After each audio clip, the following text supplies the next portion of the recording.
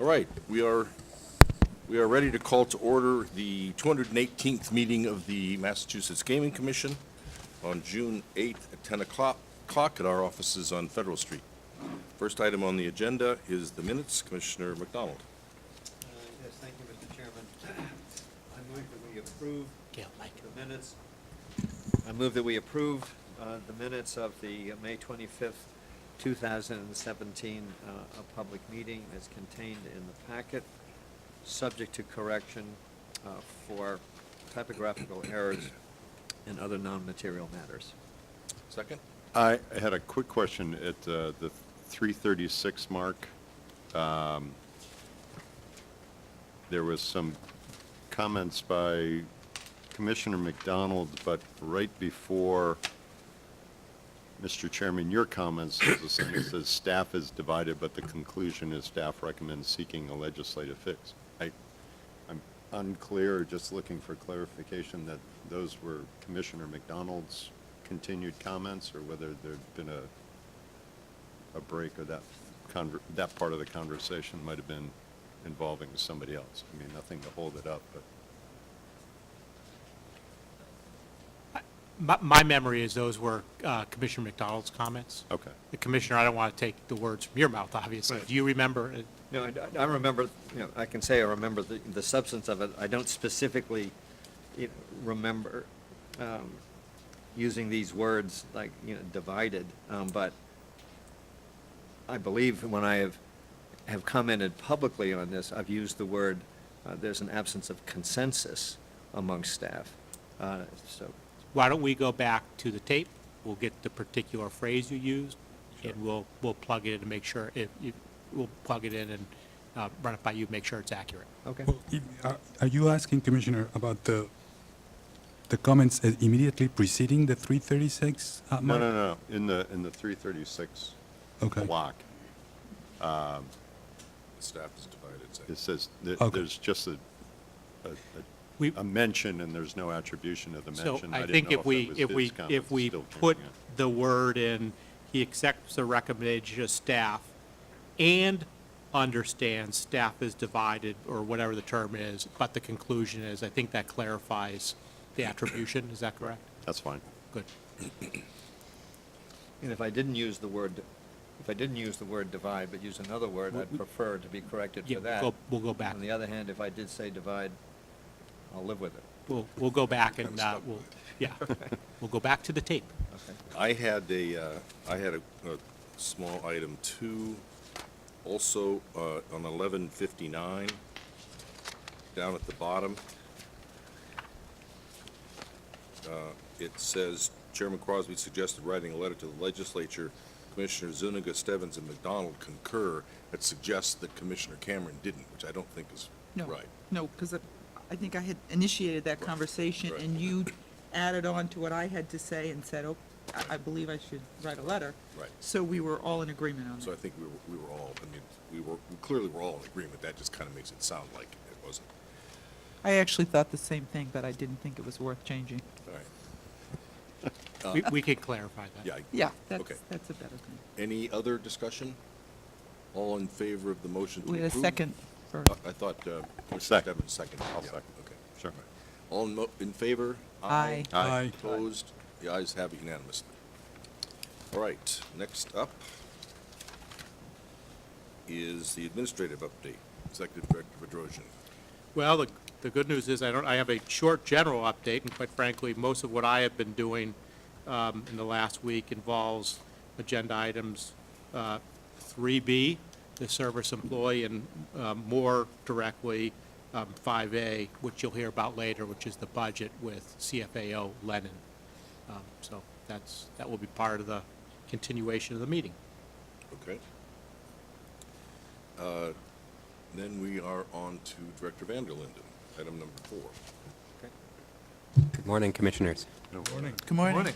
I am thrilled to be sitting here with this fantastic group of people. So I'm going to just quickly introduce them and then kind of dive into this topic.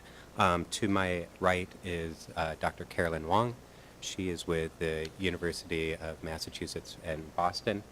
Next to her is Rodolfo Vega, Rodolfo is with the JSI Research and Training Institute.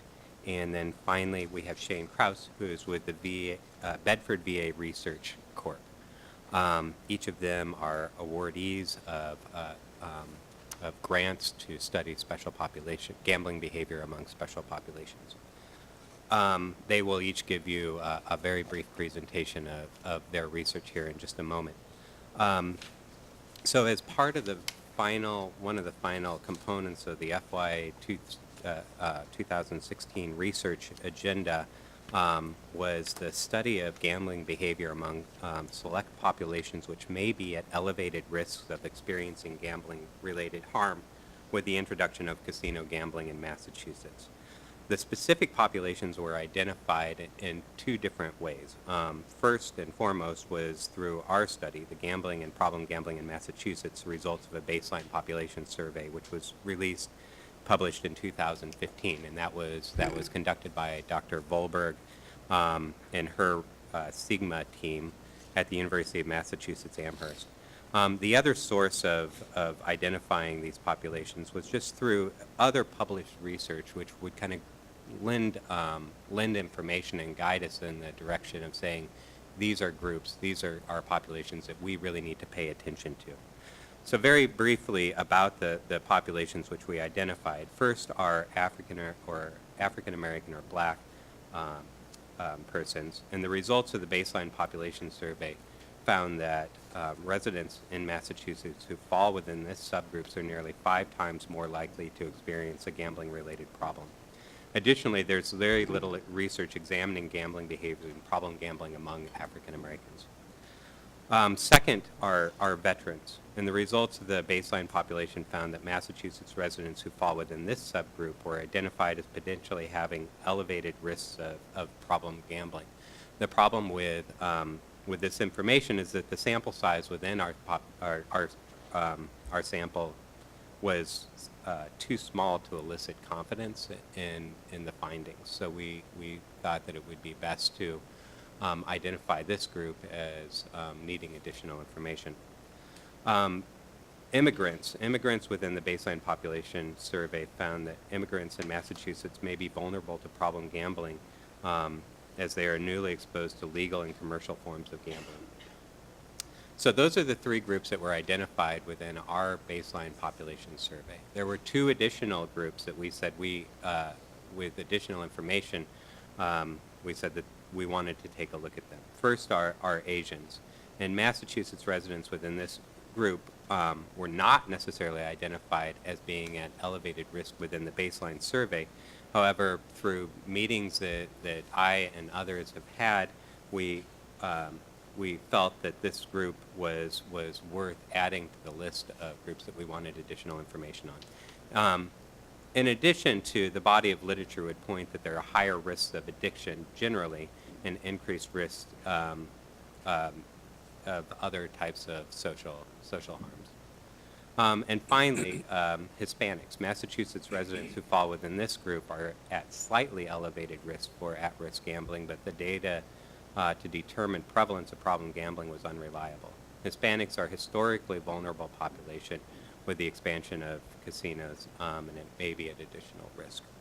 So we received three proposals.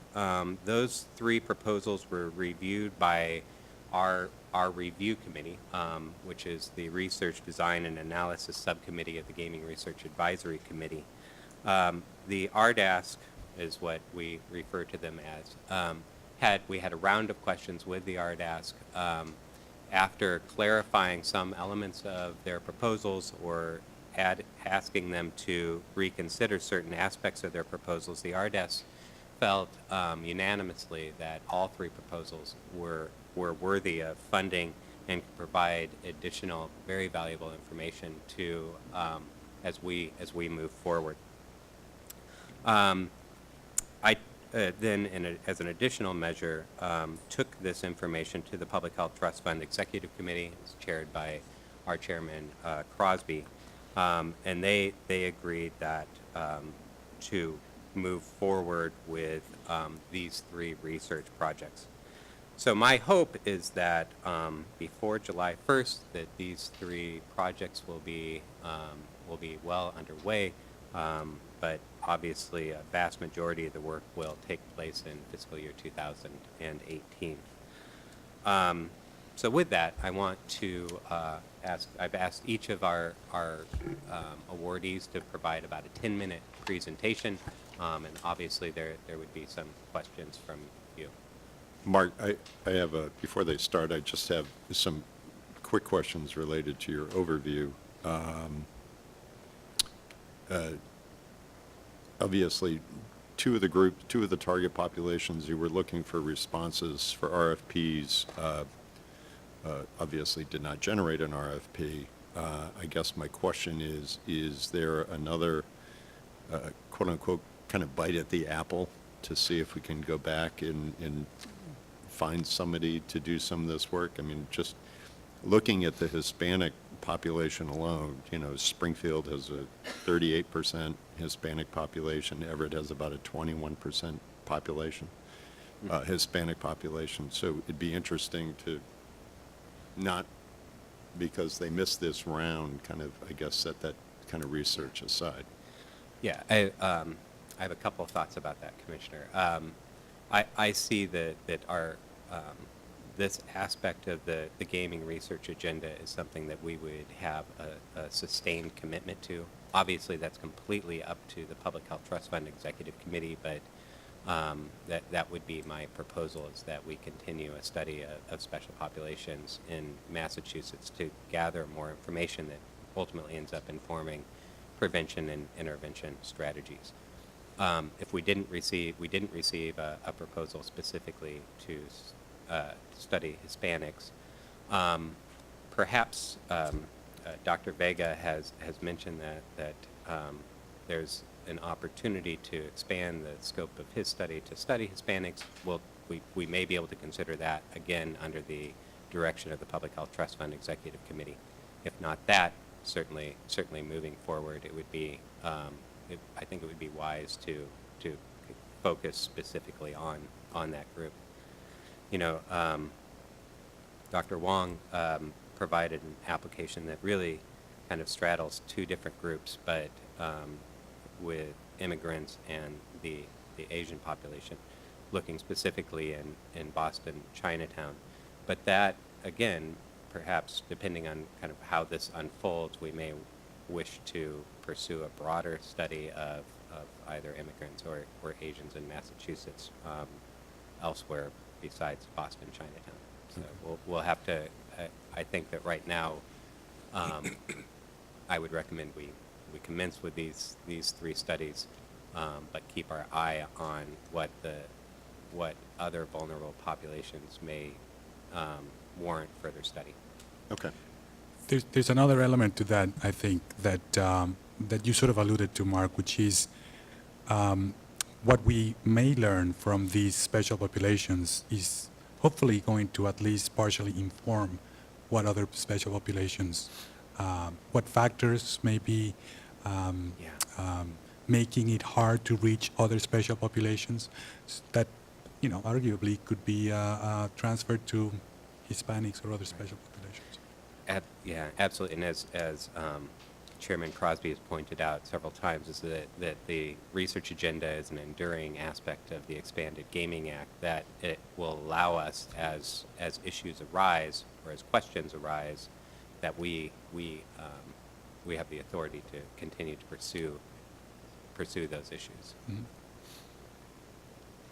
All right, so just a quick process question. Would you prefer that all three of our presenters go and then open it up to questions, or after each presentation, or play it by ear? I think I'd rather have everybody feel free to jump in whenever they want. Okay, very good. So by order, we'll just kind of go down the table first. Dr. Carolyn Wong with the University of Massachusetts, Boston. Thank you, Chairman Crosby, all the commissioners, Director Linden, for this opportunity to pursue a study. I represent the Institute for Asian American Studies at UMass Boston. Mark mentioned that it wasn't clear whether Asians and Asian Americans are at a high risk or a greater risk than others from the study that was done, the baseline study. Part of the reason, I think, is that the Asian American population is extremely diverse all over the country and in Massachusetts. It's composed of many different ethnic groups, and there's I think maybe people are more familiar with the success story image of Asians, the highly educated, driven, going to Harvard. I think one of the really useful things that the baseline study confirmed was that people of low income, low education level are at greater risk than others for problem gambling.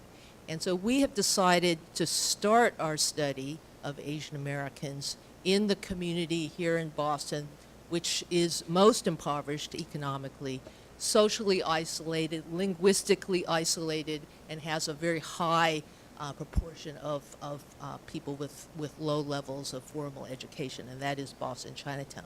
There are satellite Chinatowns, Quincy, Malden. There is the Lowell community of Cambodians, which have many gambling problems.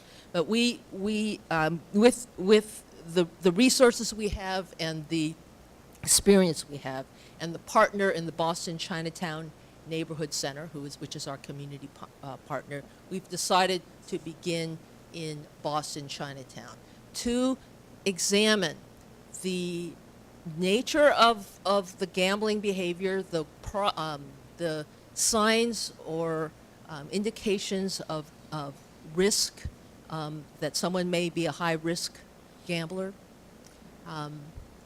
but also to look at how we can break through communication barriers to a hard-to-reach population. People are very reluctant, I think, anywhere, but Chinatown they're particularly reluctant to come forward and seek help or talk to researchers about gambling, behavior gambling problems. It's because it's an ethnic enclave that sort of has its own culture and own life within it, and there's a distrust of outsiders. Also, if you approach people and ask them about a mental health problem in Chinatown, many immigrants from Asian countries, from China, don't think about their gambling or even their gambling addiction in those terms. They have a different framework for thinking about health and mental health. For this reason, people generally are very reluctant to seek any kind of mental health counseling, let alone gambling counseling, which people may not think is a problem. It may just be, we gamble, we lose money, but they don't think of it as a mental health problem. And so what we want to explore through qualitative interviews with the assistance of our community partner, the Boston Chinatown Neighborhood Center and the Mass Council on Compulsive Gambling, is what are the ways and types of gambling that occur, frequency. I think some of the standard questions that are asked in a survey about gambling, but going deeper, how do people express and think about gambling? And how, so that we can do future surveys on a wider scale. Right now we're going to use qualitative interviews with a limited number of people. We would like to be able to do community surveys in the future. We would like to apply, as people mentioned, as Commissioner Sunika mentioned, perhaps apply some of what we learned to other immigrant populations that may have similar reluctance to talk about gambling or to seek treatment. Let me just give you can let me know when my time is running out, but let me give you a few examples of the kinds of information that we might want to seek in these interviews. Many people in the Chinese community and other Asian communities will be more ready, it's been found from previous studies, to talk about gambling problems if you ask them about how it affects their family, or how it affects perhaps their family finances or their children's future ability to go to college. It's a practical kind of way of talking about the impact of gambling. Not so much are you distressed or are you anxious. Those words may not resonate in the same way in this immigrant population where some of it is just language barriers, but also cultural perceptions of what is well-being. And it's very much family-centered and sort of relationship oriented when people talk about the effect of problems, social stressors, gambling addiction. Another thing to realize is that there's obviously, well, maybe not obviously, but many people know that gambling is very popular among Chinese immigrants and in Asian countries. There's a notion of luck, games of luck. It's we find, though, that in Chinatown, just anecdotally, many people find that their lives are ruined through losing money by going to the casinos. Right? That going to the casinos and losing control of their gambling. The casinos market advertise quite actively, quite aggressively in the Asian communities, in the low-income communities, sending buses, free buses right now to go to Connecticut, providing incentives, special Chinese meals, or all kinds of advertisements. If you look at the back of a Metro newsletter, you'll see all the stops in Chinese language in Malden, Chinatown, Quincy, that pick up gamblers to go to Foxwoods or Mohegan Sun. And we want to reach out to those people. It's very difficult. We also want to reach out to the wives, the spouses, the family, adult family members of gamblers, because many of the restaurant workers in Chinatown are low wage. Right, get off of work after a 12-hour day, get on the bus, and go to the casino. They don't come to the BCNC, the Boston Chinatown Neighborhood Center. The wives and children come to the family programs, but the chefs and waiters, the male gamblers, it's hard to reach them, and so we're going to try out some ways to try to get them to come and participate in screening and interviews, so that we can find out what they are doing, how they think about gambling, whether they think it's a problem, and how they would express that problem in a counseling or in an interview setting. I have a question, if I might. Yeah. Dr. Wong, just sort of taking off from those last observations that you made, I'm curious about the methodology of getting these people to talk with you and to be candid. You noted their reluctance in that regard to do it, and I had to smile, but I smiled because it seemed so logical that in your description of how you're going to do this under the methodology, that you're going to be going to the departure points for the Connecticut casinos. Could you expand a little bit on that? Who is going to be doing the contacting? Presumably they would be fluent in We the actually different have to have dialects. people fluent in 3 dialects, Mandarin, Cantonese, and a village dialect called Toisan. We have an experienced team of community educators, about four people. They're adults. They've been working in Chinatown with me on a previous project, and know how to approach people cold on the street. That's a difficult thing, right? And we're going to go to the casino bus departure points in Chinatown. Also, some departure point for vans that take restaurant workers to jobs all over the metro area. So it will not just be the gamblers who are going to the casinos. What we're going to do to preserve their privacy or actually their anonymity, if possible, is to invite them with a sealed envelope. Inside will be an invitation. We'll say a few words about it.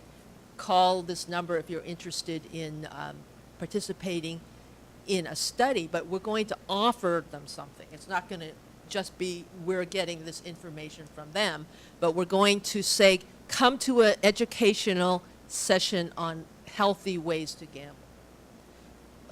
There are a lot of materials from Canada, Toronto, Ontario, and Vancouver in Chinese about how to sort of the messaging for this sort of preventive educational session. So rather than just pass out a survey or approach people, it just would not work, and it's also would not be approved by our Human Subjects Ethics Board to do a cold approach. We're going to invite them to a session, small group, at the center, at the Boston Chinatown Neighborhood Center. So, and then we will ask them if after this educational session, would you like to participate in a brief screening? And then if they want to go to the next step, they can then participate in a full-length interview, which will probe in depth about their gambling behavior. Separately from this, we're going to, at the Boston Chinatown Neighborhood Center, which is the family services place where the spouses and children go, but many of the male gamblers' husbands do not go to services. In the past, the Mass Council Compulsive Gambling and the BCNC, Boston Chinatown Neighborhood Center, found that the spouses are much more ready to talk about how maybe the gambling my husband is doing is really upsetting me. We're going to conduct interviews there so that with the spouses, and so that we can get a full picture of the effects on the family. Thank you. Anything else? The screen that you mentioned, are these like the BRSS? What are the BGS. PPGS? You are The using that. are you- Yeah, we're going to use actually the non-scripted data. NOGs? Because just the language seems more suitable for this setting, which is not a clinic. Mhm. And so it seemed more straightforward. Okay. Thank you. Carolyn, what's the ethnic makeup of Chinatown? Is it predominantly Chinese? Because I thought there was a heavy Vietnamese on other. There are a few Chinese, Vietnamese people, but I think there are some, but it's predominantly Chinese. okay. And in the future, if the opportunity arises, if there are resources, the Vietnamese communities in Dorchester, Worcester, they're also in great need. Yeah. Okay, great, thank you. Thank you. Quick question about, it really sounds like you're emphasizing, or maybe that's what your research tells you, that it's a much more male-dominated activity in the Asian community? I think there are women who gamble, seniors. We at the BCNC, at the Boston Chinese Neighborhoods, we will be interviewing some women who gamble. It's just that the ones we're focusing on, because they are so hard to reach and nobody has ever been able to find a way to get to talk to them, are the ones the male. But there are some females who get on the bus too. Okay. It's mostly male. Thank you. Next, we have Dr. Rodolfo Vega with JSI, Research and Training Institute. Good morning, commissioners. Good morning, everybody. My name is Rodolfo Vega. I am a senior public health consultant at John Snow Inc. for the last 18 years. I want to thank the commission for endorsing this very, very important endeavor. Like Mark was saying before our meeting, we are taking the lead in the nation in research on gambling, and I think that what we are doing is cutting edge. It is cutting edge because I work on HIV/AIDS prevention, substance abuse, diabetes, and all of the instruments that we use where an interventions are normalized and created mostly originally with white communities. Then adapted to minority communities. Now with these studies, we have the opportunity to take one of the largest study in the history of the United States, 10,000 respondents survey, quantitative data, and use this qualitative data to develop cutting-edge interventions. This is huge in the field, not only in gambling, in the field, in public health.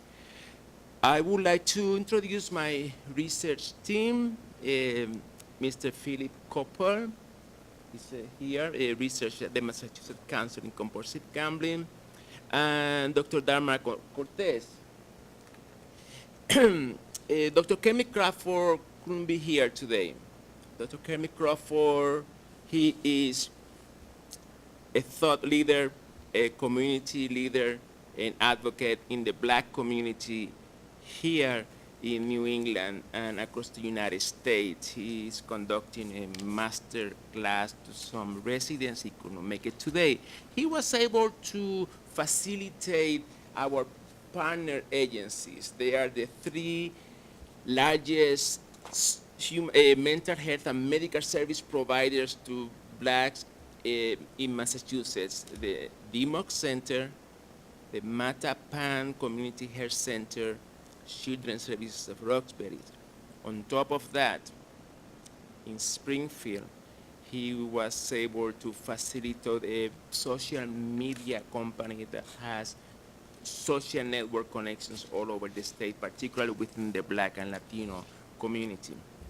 Let me summarize quickly the problem or the challenge with the African, with the Black community and gambling. Blacks tend to gamble less than white. That's what the studies show. But those that gamble tend to show or engage in more problem gambling behavior 4 times or 5 times higher than white. They gamble less, but they are affected like 5 times more than white. That is a concern. But when you take that problem, that issue, in the context of social determinants of health, such as HIV/AIDS, incarceration, poverty, and that pesky issue of racism, it becomes alarming. The purpose of this study is aligned with Dr. Wong, with Dr. Wong's study. At the end, we would like to see, this is the development of a knowledge base of qualitative data that folks that want to create a social marketing campaign, screening tools, intervention tools, manuals, education materials can draw from that vocabulary that was created in this database for Blacks and now with Asians, and use that to create the foundation. I am not as pretentious as to tell you that with 4 or 5 focus groups we will create a knowledge base. No, that's not what we are doing. What we are doing is finding ways to identify folks, to recruit them, how to ask the question, focus on individual behavioral patterns, focus on community experiences in the context of where folks live, in the context of social determinants of health, for sure. Take a look at these statistics. I have slides, but I decided to, because I'm part of the team that don't have slides, so I am with them, you know. Take a look at the statistics here. The 3 casinos are located, and we are sampling for the places where 2/3 of Black community live. 60% of Blacks live, more than 66% of Blacks, they live in Randolph, Brockton, Boston, Springfield, Malden, Milton, Everett, Cambridge, Lynn, and Worcester. Okay, so we will be we will have access to about 2/3 of the black communities. So this is, our questions and answers are guided by some theory. There is some order of the thinking behind the madness. Okay, what theory are those? One is help-seeking behavior. Again, very aligned with Dr. Wong's study. Help-seeking behavior is a calculus that we all make. Is this a problem? Do I have a problem?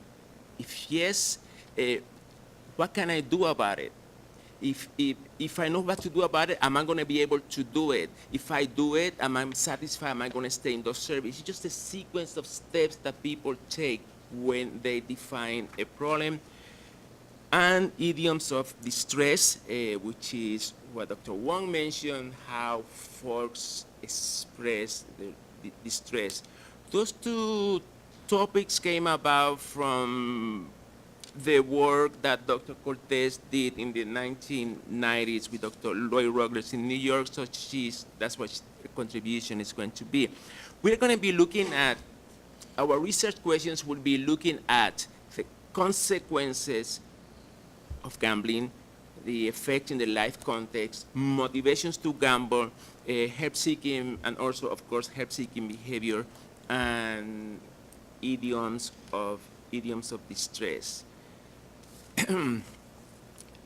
We have a generous timeline. Thank you for that. Well, we had a short timeline for the proposal, but a long timeline for the implementation, and that's really cool. So I really appreciate that. So this is doable, and it's going to be good. At the end, I hope that when I come here next year, I'm able to tell you that our study, the knowledge base that we created, is going to help inform the creation of screening instruments, evidence-based therapeutic modalities, social marketing campaigns, and identifying help-seeking behavior pathways. Yes, that's thanks. Thank you. Anybody? Questions? Mark, I noticed on the slide. Sorry. I noticed on the slide that states the problem. You didn't use your slides, but we do have them here. It talks about the black community has a problem gambling rate of 5.8%, which is 4 times the white rate, but it says is 1.4. Mark, that is using the previous weighting system, which we've now discarded. So they've been using the old pre-reweighting statistics. The statistic now that we've reconsidered the weighting of our 10,000 sample is 2.1. 2.0. 2.2? 2.0. 2.0, okay. Yeah. But for the overall population, not necessarily for whites. Oh, Remember, whites is a subset of the whole Okay, that's a population, good point. remember? Good. I'm sorry, you're right, good point. So I So- don't know which is, I'm not sure which he's using. I take that back. Yeah. So, good point. But anyway, we should just make sure that they're operating with the reweighted sample, not the originals.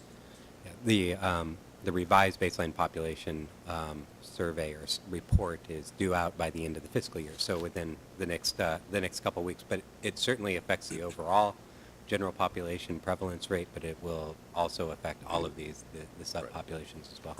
Right, okay. Thank you. Current plan. Next up. Okay. Next, we have Dr. Shane Krause from Bedford VA Research Corp. Thank you, Yep. Shane. Thank you so much. So my name is Shane Krause, and I'm a MyRIC. I'm with MyRIC in the VA, and I'm a researcher. I'm also like acknowledge my collaborators, Dr. Schur, as well as the director of our nonprofit that we work with very closely, Donna McKinney from Breesy.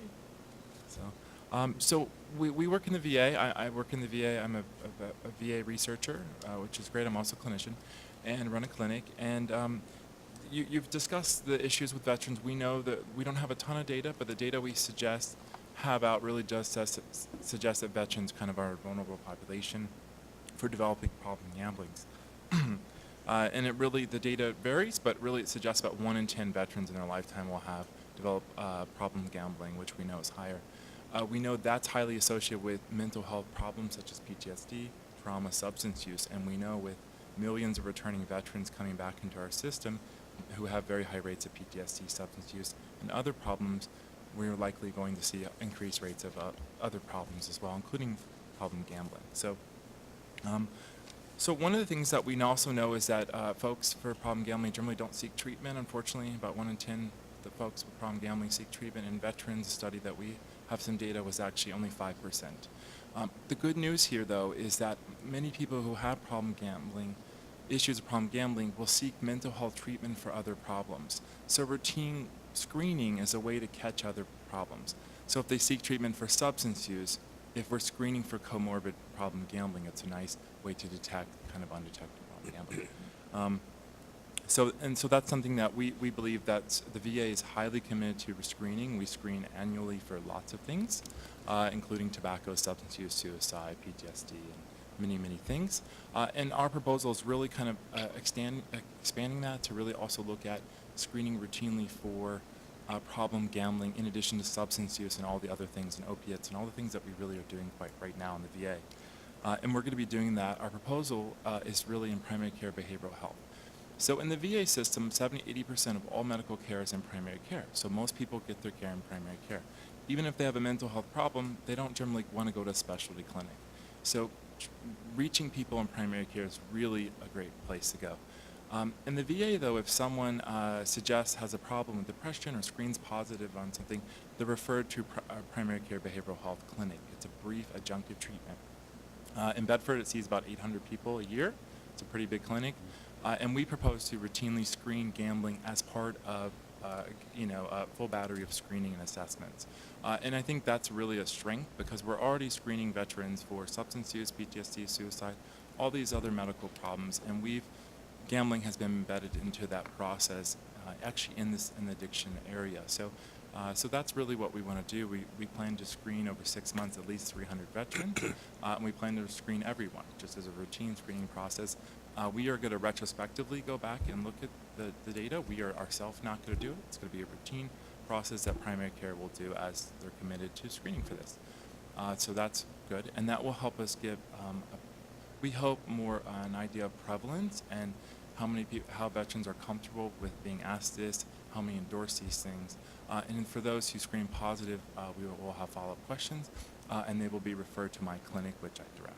Our clinic receives 3 to 4 patients a month. I work with trainees and residents and lots of folks. And this is our commitment to ensuring same-day service and access for veterans. So part of, independent to this project, is we've been increasing screening for gambling throughout the hospital. So this is kind of a routine thing that we're doing now for this. So, questions? I think that's it. And yeah, so I think that's it. Unless you have questions. I do have a question, Dr. Yes. Krause.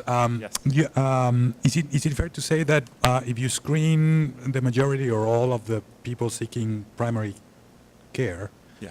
you'd be capturing a fair representation of the overall veteran population in the Bedford area, or is that a subset of a larger population that doesn't seek? Right. So the reason, help. So PCBH mental health is important because we would expect higher. If you're going to go in one population where there's a higher likelihood of a problem, it's going to be those who have been flagged for a mental health problem. What kind of mental health problem? We don't know. It could be a bereavement, it could be depression, it could be anything. So that's where to eventually screen in primary care is our goal. So we really are committed in research to validating a screening process, and then over the next couple of years, rolling this out nationally. And this grant is really going to help us work with all of our VA collaborators and do research is what we do nationally on behavioral addiction. So this is just the first of many steps in addition to developing treatment protocols that can be disseminated nationally. So this is why we were talking about why I love the VA, is that last year when I was doing a training on a different topic, there was 30 hospitals on the call for the training. So we really have the opportunity to really shape policy and treatment practices nationally. And our center, MyRic, which is really that's our goal. We focus on dual diagnosis and addictive behaviors, and we're quite committed to this area. So that's the long-term goal. But you're right.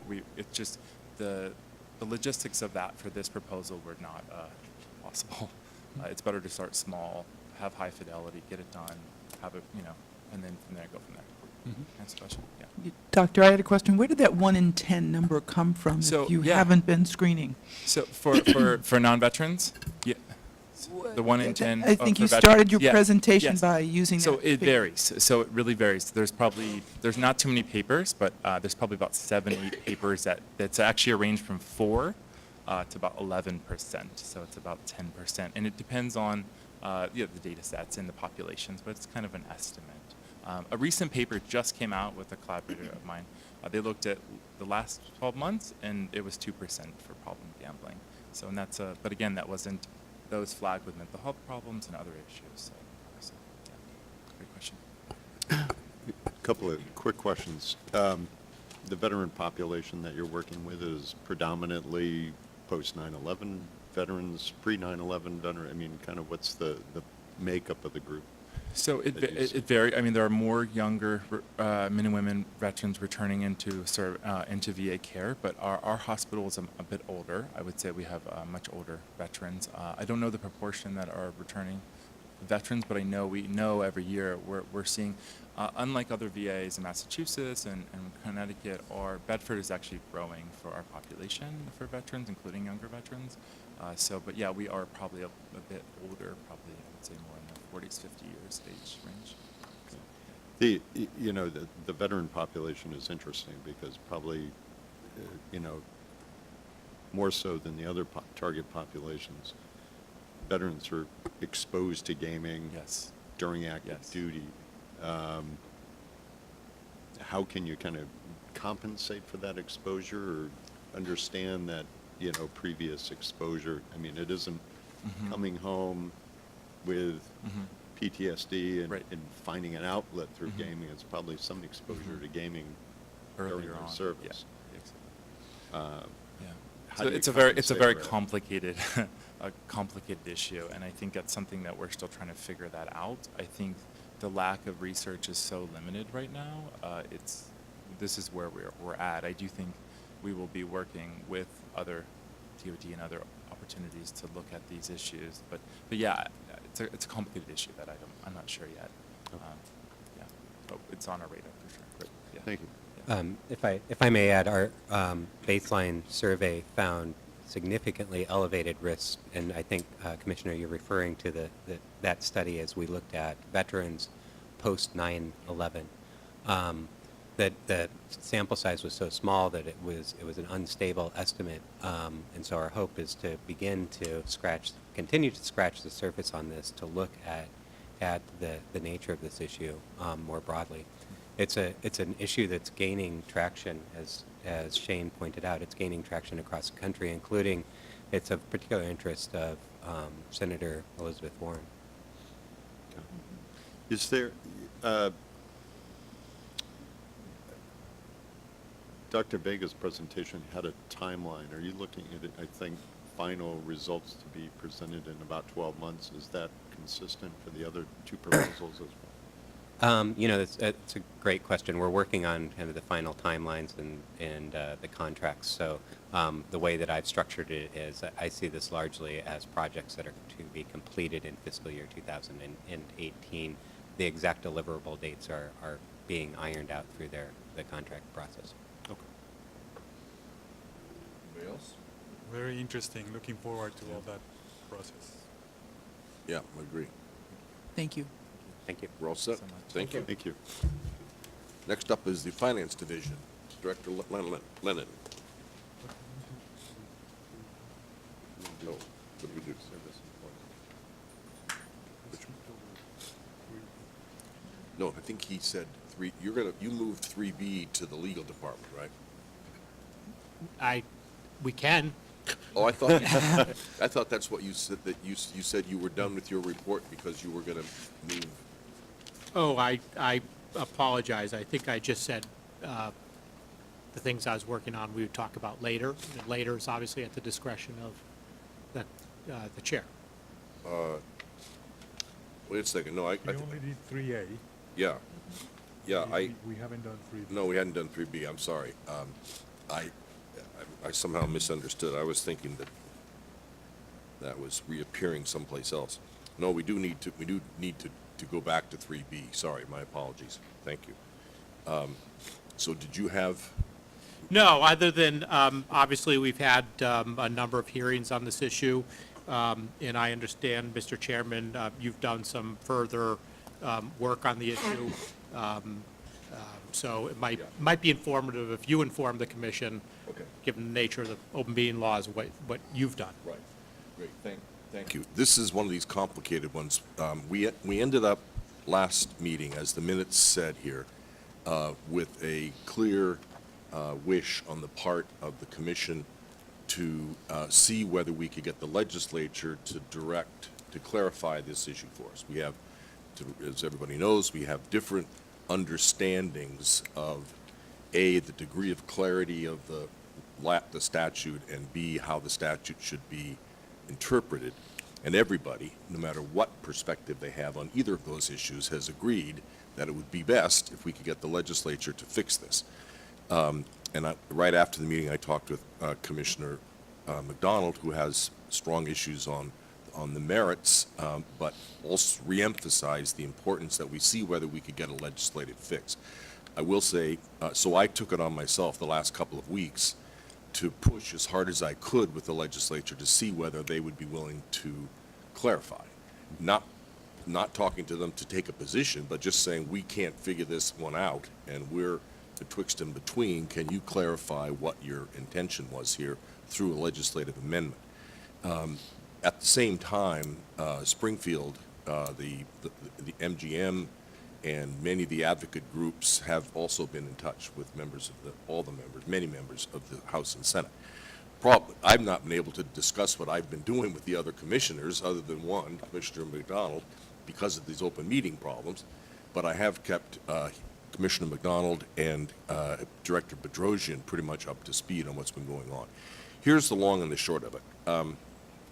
I explained to both the leadership in the House and the Senate that particularly this juxtaposition of 16B and 30, particularly 30F, was confusing to us. We were split amongst ourselves. Our staff was split, as I said, as to the degree of ambiguity, whether we had any authority to do anything about it, and what the right interpretation of the statute might be. And that we all strongly felt that if the legislature could clarify quickly what they wanted, it was important, because the process of beginning to recruit people and train people, like in the Culinary Institute in Holyoke, is underway as we speak. So, the net of that was this. I talked to Jim Kennedy, who is the general counsel of the House, and to Chairman Joe Wagner, who is the House chair of our commission, Economic Development and Emerging Technologies, and got what I did not particularly expect to get. They were, and both of them have spoken clearly and explicitly with Speaker DeLeo. They were very, very emphatic that they did not mean to exclude or to automatically disqualify gaming service employees. Speaker DeLeo said, this is a blue-collar bill, in my view. We want to be trying to hire people like this. And they felt that just somehow during the drafting, there was some looseness of the management of the language, and you ended up with what they felt was a juxtaposition between 16B and 30F in particular that was irreconcilable. And they said, and I have been authorized to say they said, that they would never have intentionally written, meant to write language that couldn't be reconciled. And they never intended to have the blanket disqualification cover gaming service employees. They clearly meant it for the others, but they did not mean it for gaming service employees. On the Senate side, I did get some clarification from one member of the leadership, but I've not been authorized to say anything about that. In public, they're not prepared, at least at this point, to take any particularly public position. They have been some leaders in quarry reform legislation in the past, but what that means precisely is purely a matter of speculation. The House will move as quickly to do a legislative fix as they can.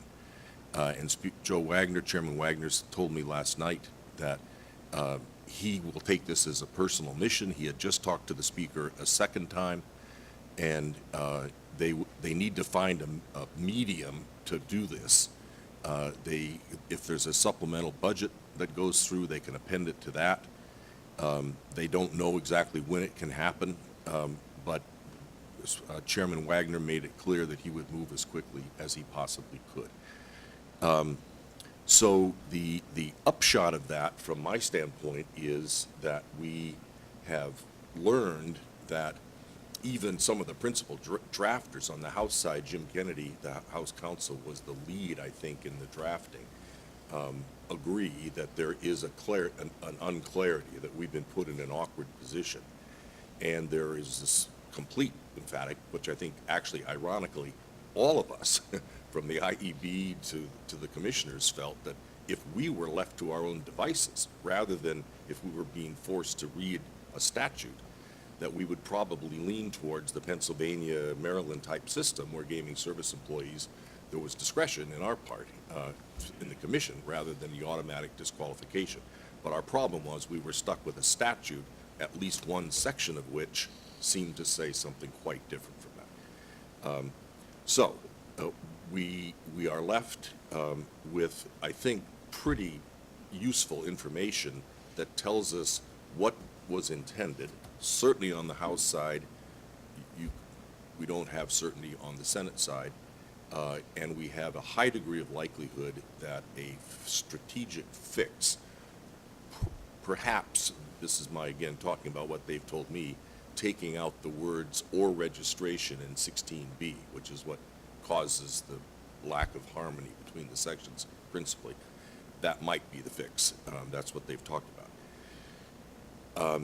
So we did not put, this is by my oversight, I did not put vote on this. So if we wanted to vote to change the reg, whether we do or not, I don't know. But if we did, we can't because it's not on the agenda. But we certainly have a clear sense, I think, that it's highly likely, but no more than that, that we will get a clear signal that we will not be disqualifying gaming service employees automatically for the criminal offenses, but that we will be empowered to do with gaming service employees, either as a group or as pieces of that group, whatever we end up deciding. We will have the authority to do whatever we want to do, including disqualify if we chose to, under the new statute. So I want that word to get out. I want the people in the community colleges and the people who are beginning to talk to people that this is coming. But I throw it open to you all to say whatever you want. It looks like Director Wells has it. Just as for a point of clarification on, you mentioned Maryland, and, you also mentioned taking out or registration in 16B.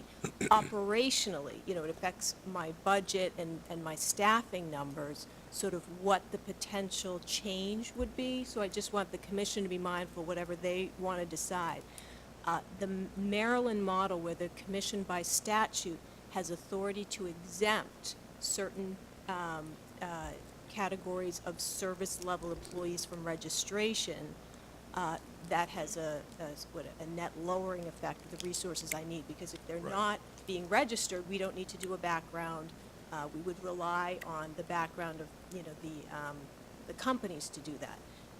The other piece that you mentioned, which was to take out the sort of the automatic disqualifier and sort of allow for this rehabilitation, that increases the amount of resources I would need and the amount of time we need to open these casinos. So in evaluating what the commission wants to do, I just suggest you need to understand that it has an operational impact, and that we should consider that when we make recommendation to the legislature. Right.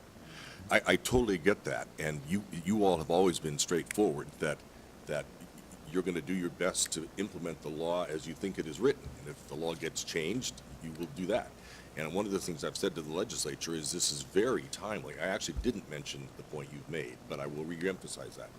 So I think if we, for that reason, as well as we have the uncertainty of the audience out there, we should probably put it on the agenda again next week so that we have the opportunity to discuss whether or not we want to do a reg change formally, which, because you need to know for your budget purposes, but also we'll see in the next couple of weeks, Yeah.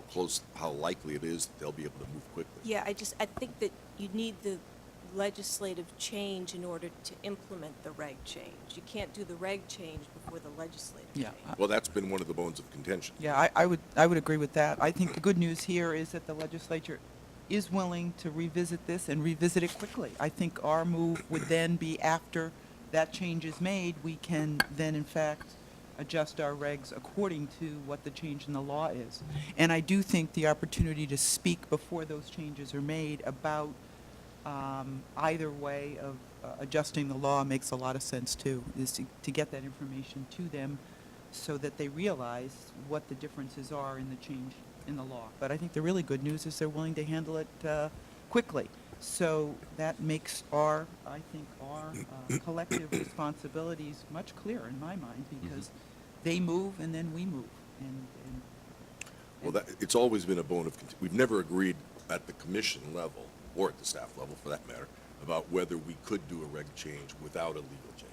At the moment, I think we had some consensus, though, that was, if I'm reading everybody and listening to everybody properly, staff did agree that the best way to do this would be legislatively, and I think, in listening to my fellow commissioners, there was a consensus on that as well. well, There was a consensus on the best way, but there's not necessarily a consensus on Right. what the chairman is talking about. You mean moving before the legislature makes a change? No, trying to, it's worthwhile now to wait, but there is not a consensus as to whether we have the discretion to interpret these irreconciling Well, that's, pieces of the statute. and our staff believes, their Yeah, but we read of make it the is- policy. We are the Wait, ones who make the policy. Hang on one second. Yeah. This is where we were before. So, and I agree with you, Commissioner, it doesn't matter, let's not, and there's now new data that may affect or may not affect what people thought. What I do think we could constructively do right now, let's not debate whether or not we have the authority. If we have to at some time because the legislature doesn't move quickly, we can then get to that. So let's put that one off for the moment. But I do think it would make sense to see whether there is clarity on what we would like to see there, in the hypothetical. So, just for the sake of, well, usually I do it the other way around.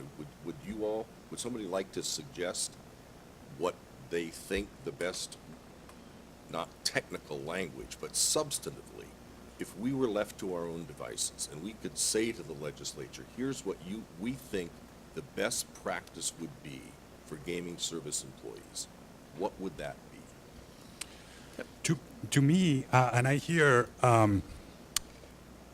Director Wells' concern and the potential for additional resources, which I think we could always, come back and figure some budget amendment like we do throughout the year if we were in that position. I think if the 10-year was lowered, that would, to whatever amount of years, and this has come up in prior conversations, whatever amount of years we felt, is a de facto of sorts rehabilitation, 3, 5, given the, or whatever the amount of years that might be, it could be a really good balance, in my view, of using resources as efficiently as possible, and then, giving the opportunity to people who have made But so mistakes in the would it- past. That's long gone. If this were a tabula rasa, we were writing this law ourselves, you do believe that gaming service employees, as a general group, should be automatically disqualified for some period of time?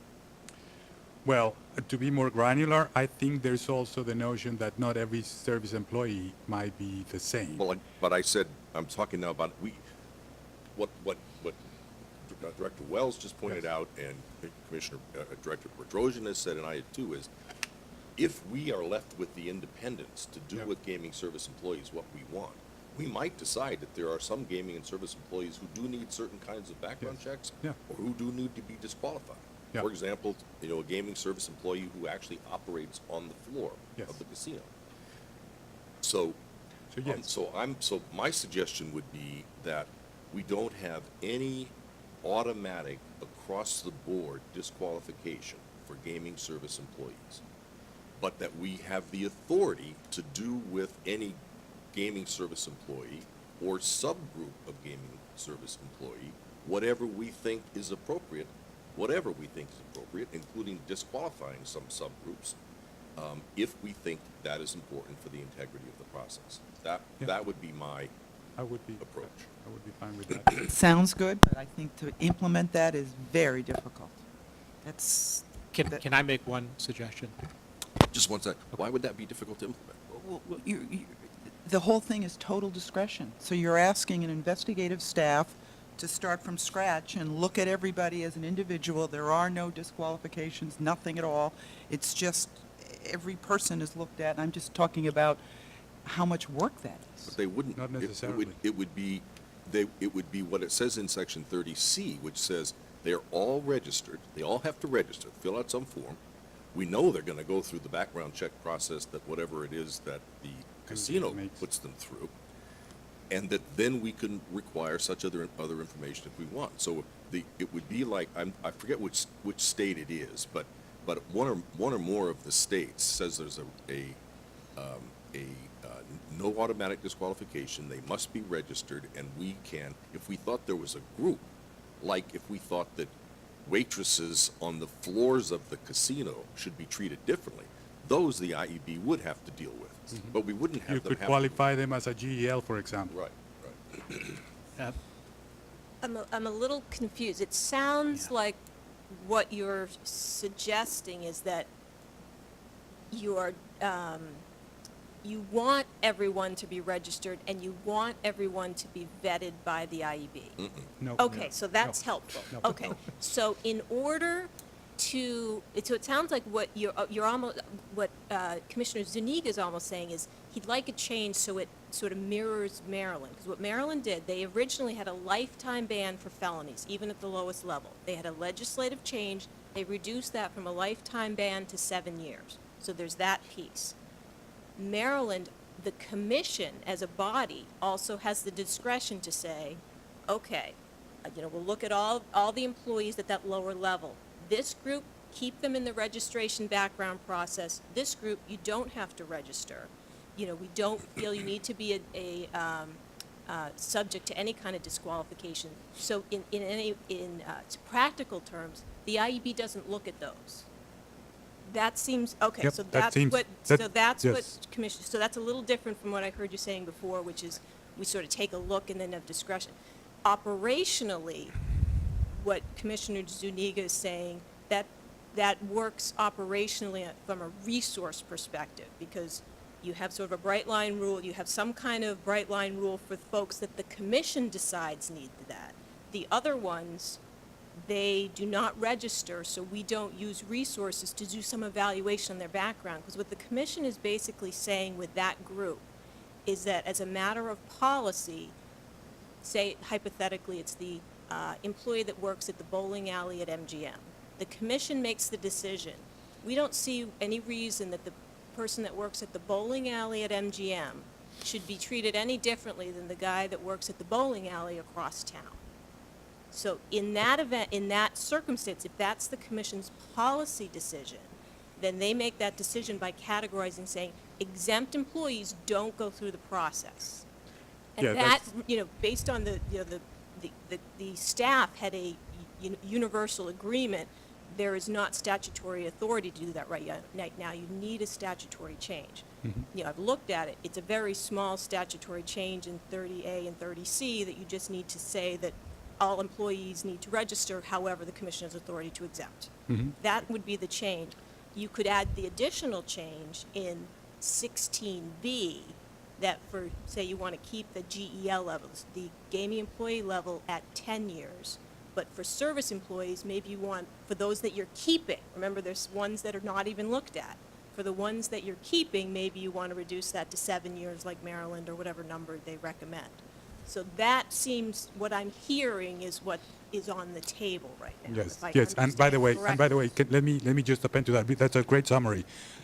When I was thinking about, we'd have that discretion was exactly that, figuring out what groups, Correct, not what individual, correct. So that, you're going to do. that addresses. We're going to do this yes. group so that then you have a rule, a regulation that you can go implement, times 2,000. And that addresses As the opposed- operational concern Yes, as properly. opposed to the notion that there would be a discretion on every individual.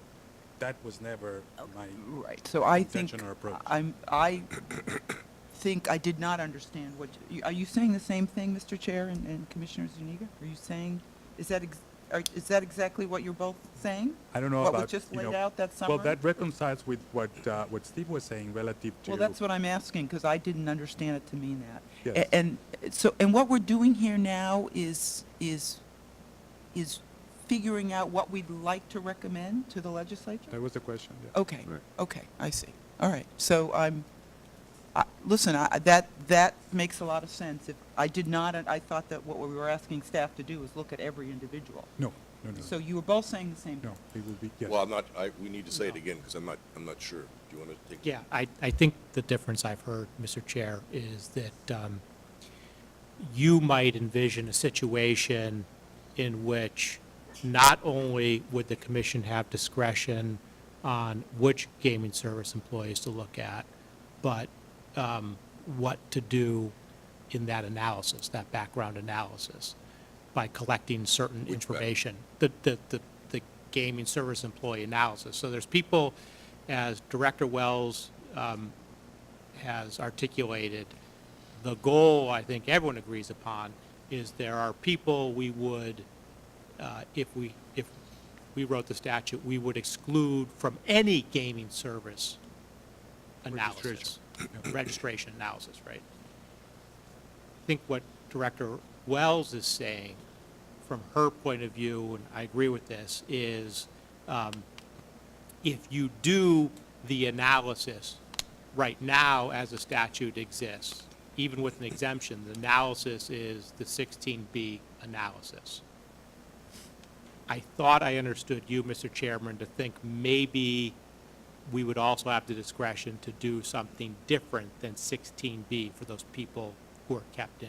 Am I misunderstanding that? Say it again. So I thought you were articulating that under 30C, because we can collect specific information,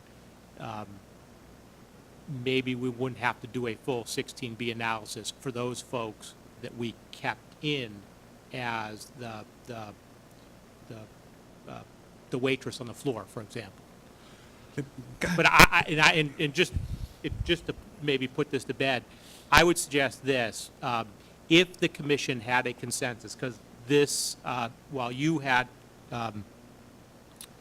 conversations with legislators, I had conversations with staff, and I did get some questions and requests for, do you have a legislative fix here? And I don't want to say promise or committed, but I told them I would try and get back to them by the end of the week. And I'm trying to think, if it is the consensus of the commission that in the end, what they would want a strategic legislative fix to do is give the commission discretion to exempt categories of gaming service employees from registration. So what that would do then is you would have the ability to decide, the commission would decide potentially by regulation that certain categories of gaming service employees would not be subject to registration. Those subject to registration would still comply with the system as it currently exists. We wouldn't be changing the system as it currently exists. We'd just be exempting people from that system. Well, I would add to that, the lowering the 10-year to something lower. So Whatever that is. I hear you. Whatever I it just, is. in terms of sometimes, having a legislative wish list. Yeah. I don't know if, and I think the chairman's articulated one way that I'll talk to staff about, whether you just eliminate a couple words would Yeah. suffice to give us the regulatory authority in that situation. Yeah. If the legislature want to be strategic and minimalist as possible about this, so the collateral consequences weren't that the Gaming Act was being totally reopened, I understand, and I might agree with you. It just may be that we have to pick and choose, and maybe we can go with everything right now, and they say we can do the most minimalist Yeah. we can do. I was still answering the question as to what would we do if we, if we could. Fair. The, Fair. and that can change very quickly through whatever iterations this may take. And Mr. Chairman, I still have I think it's still reconciled with what you expressed, which is in order to get the ability to exercise discretion on all service employees, practically, it occurs to me the easiest is to think of them in tranches, however many. Let's just assume it's 2. One that we exempt and another category that we use something less than the GELs. Because, that sort of scales all the investigation, if you will. But if the way, what I'm suggesting is that we are left to make those group decisions. Yes. But several of you are introducing something that's never been discussed with the legislature, and that is by eliminating registration. What Wagner and Leo conveyed to me was they don't mind registering. As a practical matter, having us have a database of the names and addresses of the people who are working in the gaming establishment, they didn't change that. They were only saying that if you are a gaming service employee, you're registered, which means you fill out your name and your address and whatever we Yeah. say should be on the form, and you're put in a file. IEB does nothing with it. All registration is just signing a piece of paper, and that we then, on all those people who register, who are all of the gaming service employees, can make an independent judgment, the commission, about whether any of those categories, like people on the floor, we want to treat differently. If we do, we have the authority to do it. And we can talk about which groups should it be and how much background check should it be. It's not, if we want to recommend getting rid of registration, we can do that, No. but that's not what the legislature is talking about. No. They're saying registration is a purely administrative process. It means we have a database where everybody's on record, but we don't do any background checking or any suitability checking of registrants. And registrants are gaming service employees. That's obligatory. Nothing that is obligatory. We only would do whatever we decide with our IEB to do for certain subgroups.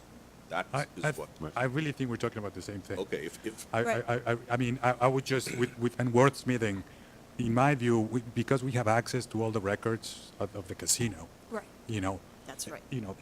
whether they're registering with us or whether, they register Yeah. with Penn First, and we look at it, that Right. it's the investigation that we conduct That is correct. upon registration.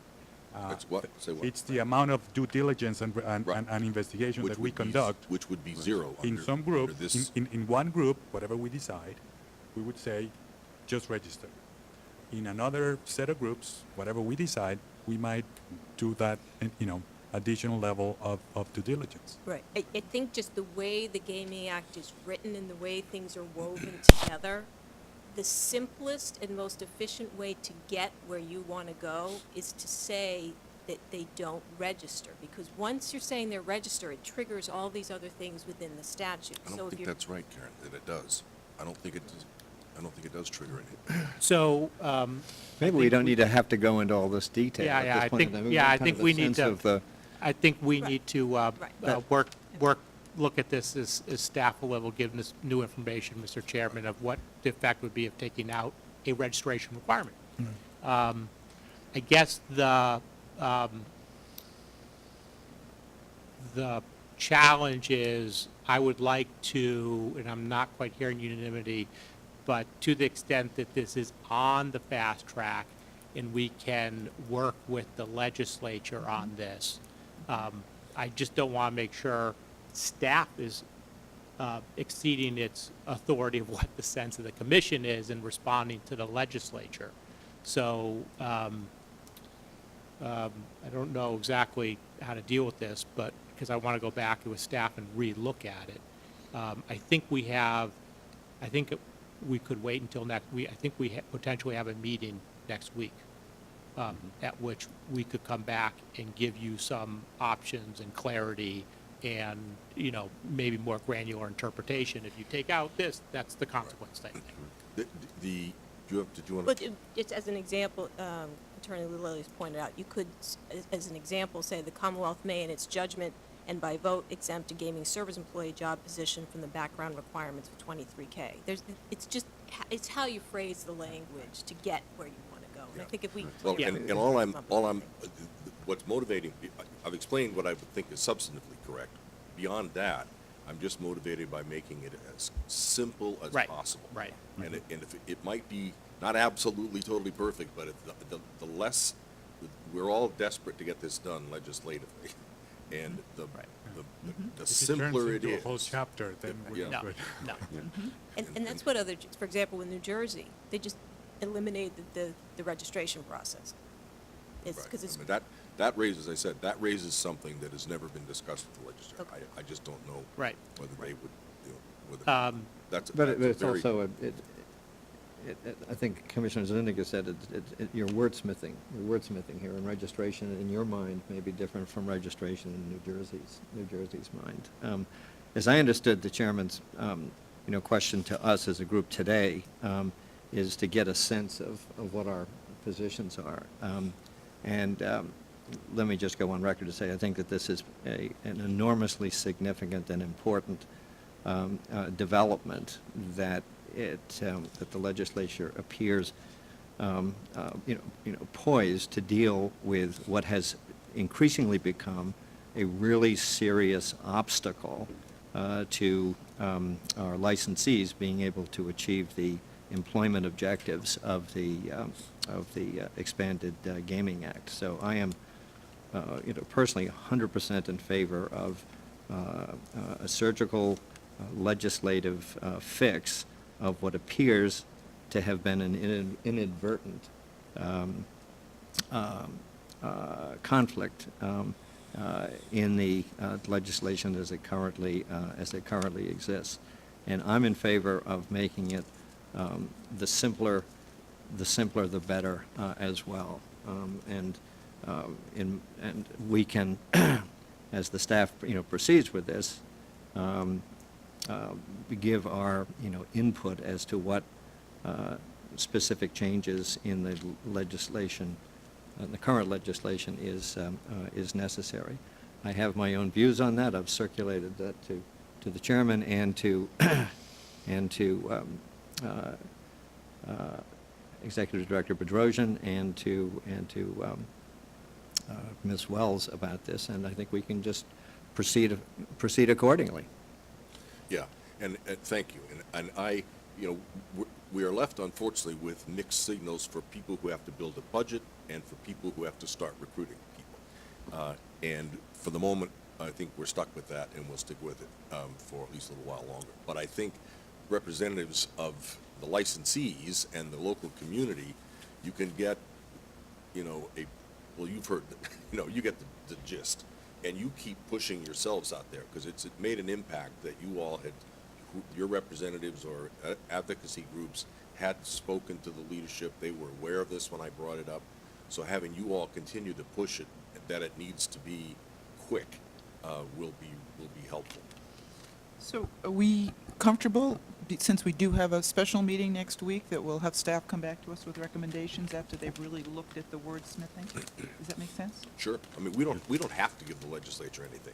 They'll solve this themselves. Well, but it may be very, they may easier do it in a way that there are unintended consequences. That's Our exactly input right. is critical. I don't want us having to go back for a Yes, second yes, yes. legislative fix Correct. because they just Yeah, didn't see. correct. And I think there have been other fixes. Other jurisdictions do it a certain way because it has an operational impact. So I think that's helpful. Yeah, okay, yes, I'm fine with that. We'll put it on the schedule, and we'll Okay. have suggested changes So for it goes on the agenda for the 14th. the 14th, yes, sir.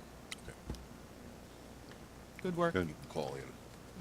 That is great, except for the fact that I won't be here, but I can make my views known. Well, we will make sure we work with Commissioner McDonald before then. Yeah. Okay. Okay, anything else? All right, now we are, Can we take a quick break? yeah, let's take a quick break, and then we will come up to the Finance Division. We are reconvening public meeting number 218, and we are on to item number 5. Thank you very much, and now we're on to item number 6. Oh, sorry. Now we're adjourned. Now we're gonna go watch Comey. No. No, we're on item number 5. Good afternoon, Mr. Chairman and Commissioners. I'm joined today. Good morning still. Good morning. Yes.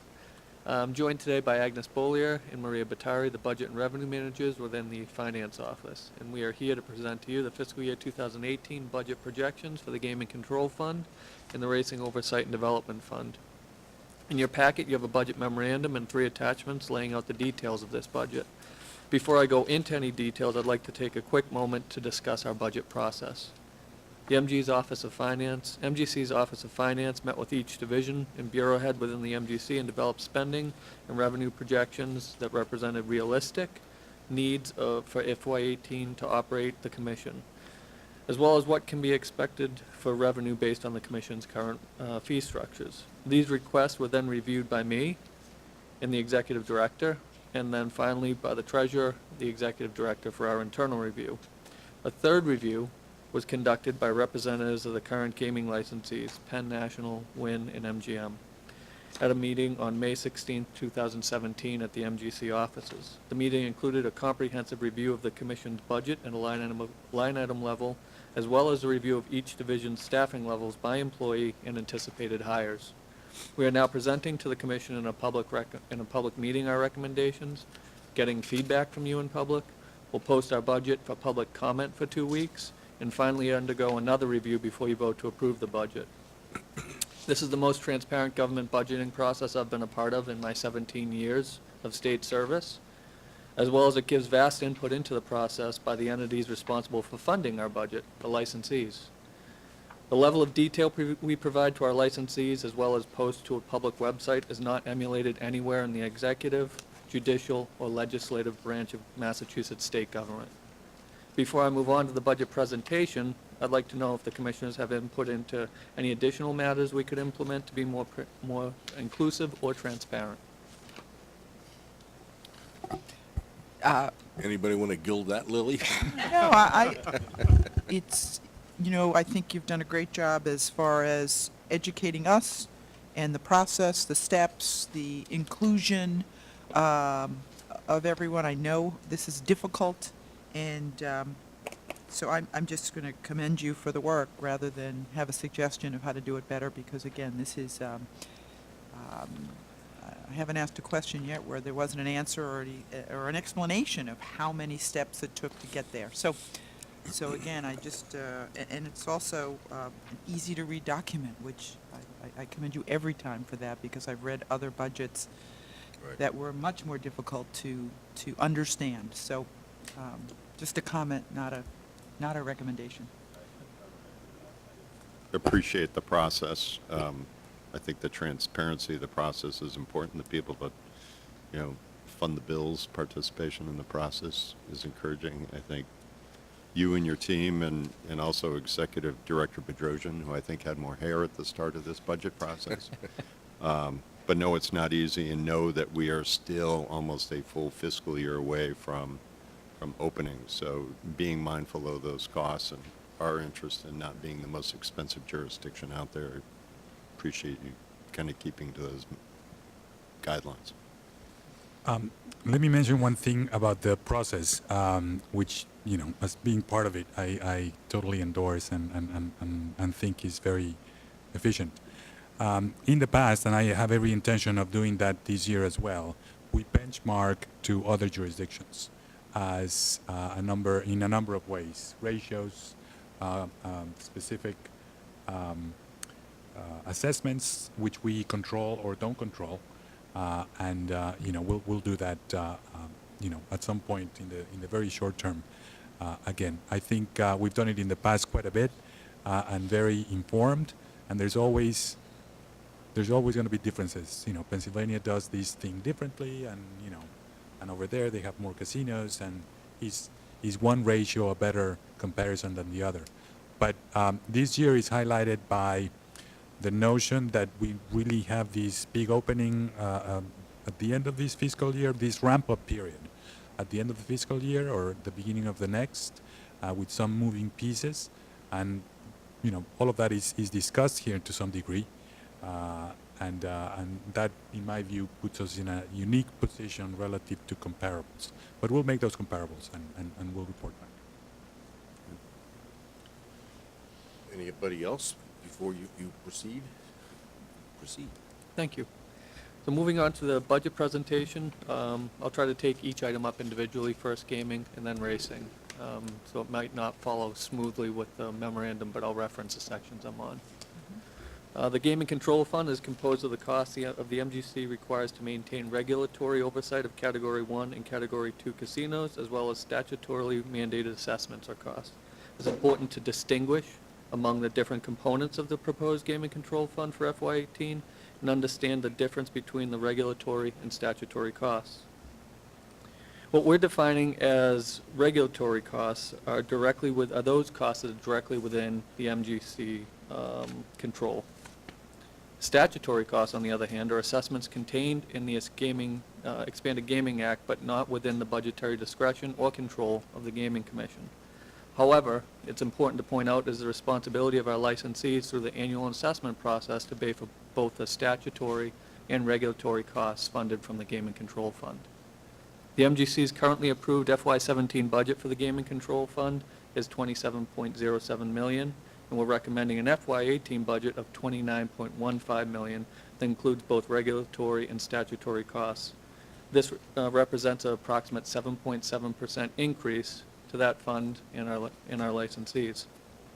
However, breaking the two components apart, the regulatory cost only grew by about 1.5% from $18.48 million in FY17 to $18.76 million in FY18, while the statutory required cost grew by approximately 21% from $8.58 million in 17 to $10.39 million in FY18.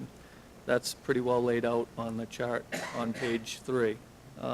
Just to go through what the $10.39 million statutorily required costs are made up of, $3.67 million for the cost of the Attorney General's office, inclusive of their Mass State Police, which is authorized under Chapter 12 of the General Laws, Section 11M, $4.99 million for the Research and Responsible Gaming Office, which will be funded from the Public Health Trust Fund in subsequent years, which is authorized under Chapter 23K of the General Laws, Section 56, Paragraph E, Section 58, and Section 71.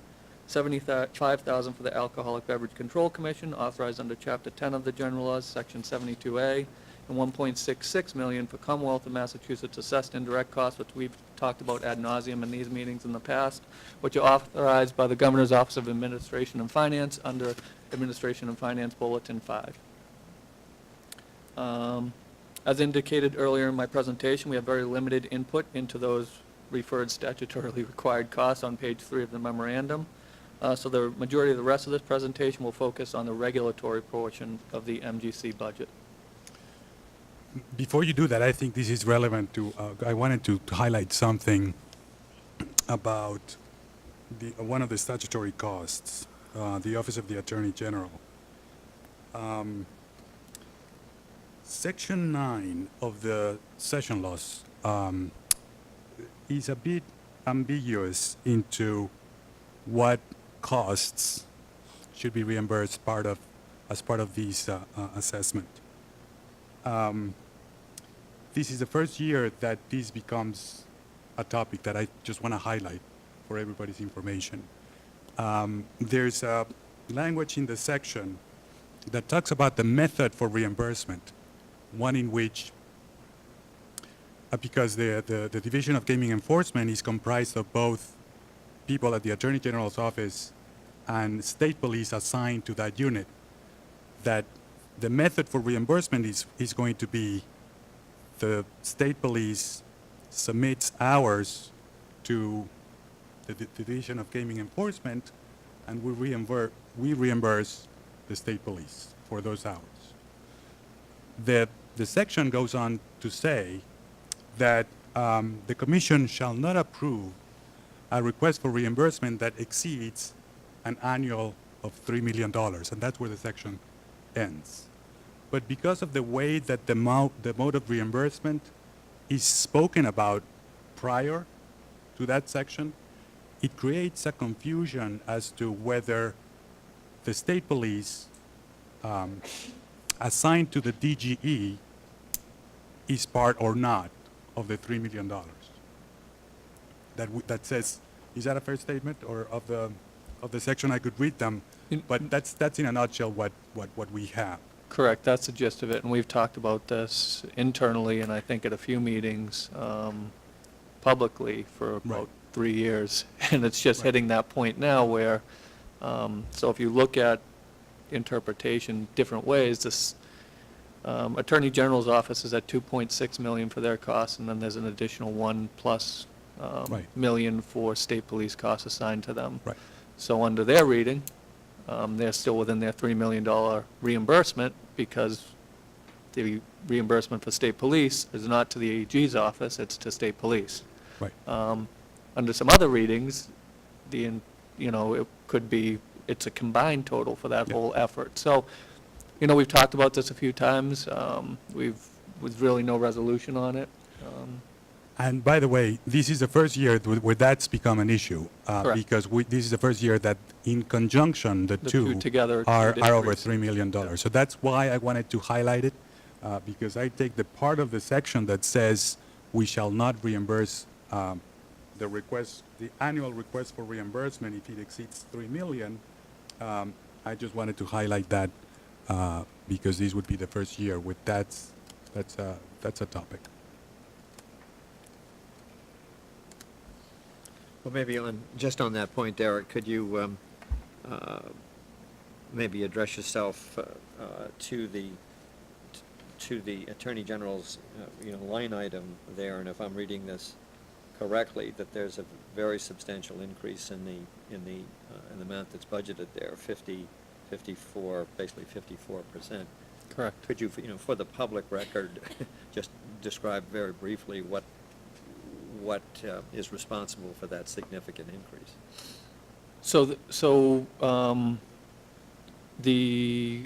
Once again, we have very limited control over this budget. The explanation given to us was additional 5 FTEs with their fringe-related costs, which are over 30% on top of the salaries. And then some construction-related costs of an office build-out and lease in Springfield, and 2, a build-out of their central office state police area.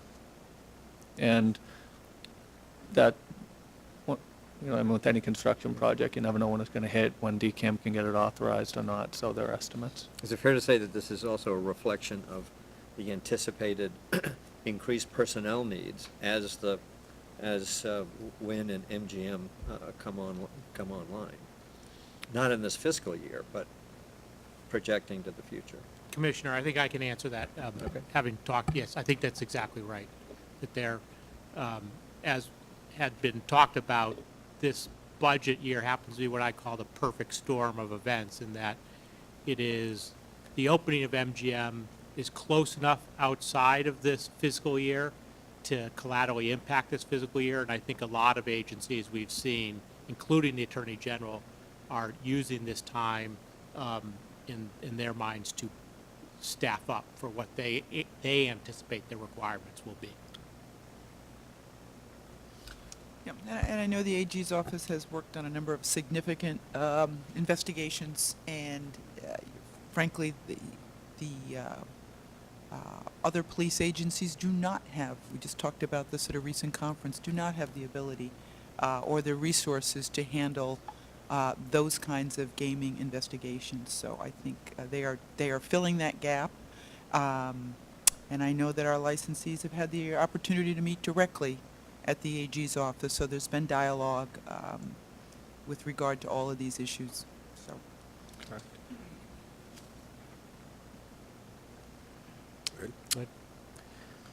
So moving on to the regulatory portion. The regulatory portion of the Gaming Control Trust funds 11 divisions and bureaus.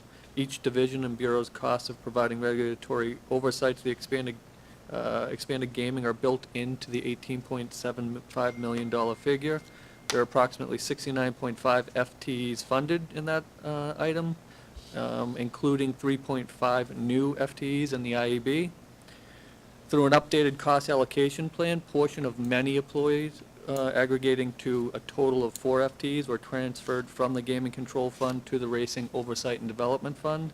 This methodology was reviewed with our treasurer, Commissioner Zuniga, as well as our budget advisory group, and it was determined by the group as well as the treasurer that it is reasonable and warranted. In addition, while we determine the Research and Responsible Gaming Public Health Trust Fund component of the Gaming Control Fund to be a statutory required funding source, I need to include that 2 FTEs in the 69.5 FTEs FTE count are funded from that item within the within your packet. I'd like to call to your attention the chart on page 6 of our memorandum, especially to show that each division, with the exception of the executive director, the IB, and the licensing, and I'll get into those 3 reasons why, from FY17 to FY18 are showing decreases in their budget. So each division took this process seriously, understands the scrutiny we're under as a commission and as a jurisdiction to try to remain competitive. And I think it's reflected by their budgets going down in a year when we're expecting ramp up everywhere else. Now with the executive director, his budget would have gone down too, except he did a reorganization mid-year and he took on 3 new employees. So what you're seeing is a $70,000 increase, but what you're not seeing reflected in that number is that in excess of $200,000 in contracts he's eliminated from his budget. And then with the IEB and licensing, they're the 2 divisions that really need to focus on the opening 15 months out. They're the 2 that really have to have this operational impact in this current year. So you would expect to see their budgets increase. But everywhere else where we've been able to back down, we have made that effort in our budget. If you'd like to see more granular information on where the ups and downs happen within each budget, you can find that in attachments B and C to this memorandum. I'll move on to the Racing Oversight and Development Fund. That funds the operations of the racing division as well as a portion of the shared services of the MGC. The majority of the funding for this appropriation is payroll, seasonal payroll, and fringe-related costs. As I mentioned earlier, we did do an updated cost allocation, which shifted 4 FTEs off to this account. And for the first time, the state troopers assigned to racing have been picked up by the racing division. The MSP used to pay for that. They helped us get through our difficult time period where our seasonal costs really outweighed the ability to help them out, and now we've picked that up. Those 2 costs being shifted over have substantially driven up the racing budget, but it's still within their revenue stream, as you'll see on attachment A. Other costs of the racing division are drug and laboratory testing for $238,000, and ISA to DPH for $70,000, and purchase client services for economic hardship payments, 8th pole payments, and the Jockey Guild, which is statutorily required, which total $235,000. Now that I've updated on what is included in the budget, we must address the funding exposures that are in this budget. It was, as Executive Director Bedrosian has said, this was a challenging budget to develop with the potential opening of MGM Springfield in September of 2018, which is less than 90 days after the close of 18 and opening of fiscal 19. Due to that, there are both regulatory and public safety costs that could require additional funding and us coming back to you at some point in FY18. The regulatory costs are staffing, specifically gaming agent positions for the MGM facility, licensing positions for the onslaught of to possibly a position for the revenue office. To to account for the increased revenue coming in. Litigation costs are also underfunded in this budget. We're currently carrying the minimum required for our litigation insurance. We expect that to be between a $250,000 and $500,000 shortfall. But working with our licensees, they'd rather see the actual bill than us go high and then revert money at the end of the year. And then there's the public safety piece. State police complement was built into the IEB's budget for the 2 months that we anticipate having troopers assigned to MGC to help open up the MGM facility. However, there are costs the MSP will bear as a result of taking those troopers on, specifically training class, and further discussions on how to fund those costs, what's available in MSP versus here, are required before we'd come to you with that figure. The costs not included in that budget have been discussed with our licensees, as well as the rationale for not including the costs.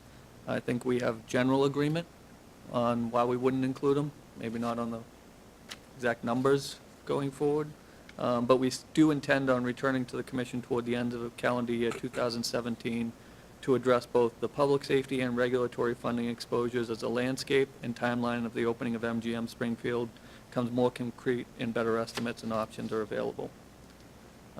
As you're familiar with Chapter 23K, Section 56, A through C, which tells us how we can fund our operations, which is further defined through the CMR 121, 205 CMR 121, by taking projected spending less than net revenues.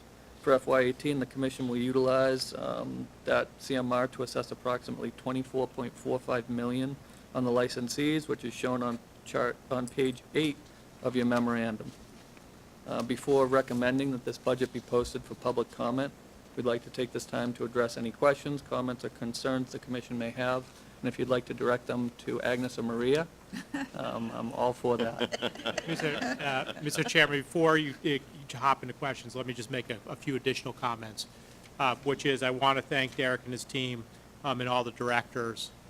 They were incredibly flexible in this budget period.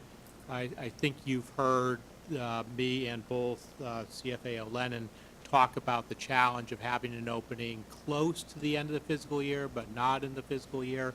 And we did make a conscious decision not to try and speculate about what our opening costs would be now, but come back to the commission. And I think collaterally, the discussion earlier today also impacts that. You know, what happens on service employees could then, you know, affect what our actual granular budget recommendation is down the line. We've had that discussion also with our licensees, who've been incredibly cooperative, not shy about sharing their opinion, but that's the process we undertook, and I think it's a good process.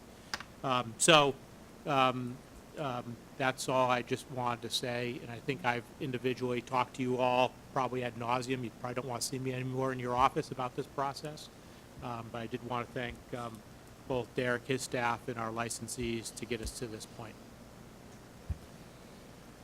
Yeah, let me mention one thing along the lines of that. In terms of regulatory costs, there's an increase because there's a need to ramp up, and it's mostly around licensing and IEB, and we're accounting for that. Granted, there's moving pieces still to define, as you mentioned that, and we'll get to that. But the counter of all of that is just about every other director looked around and really thought through what they really need, as opposed to looking at the prior year and saying, I'm just going to have the same year budget, which in budgeting in agencies is inertia is really what predominates. Not the case here. We're really looking at what do we need. Sure, there's some cost shifting, and that's also part of getting more efficient. But there's quite a bit of a number of costs, and the details are here, that are decreasing because we are now taking on less consultants, more in-house, more efficient at what we're doing with right sizing in some cases, and as per the request of the licensees, trying to get to the exact number without a lot of cushions or contingencies. Let me mention one other thing about that, around that as well. You mentioned this, but I want to emphasize, we're reflecting what we believe is the right allocation to the racing costs.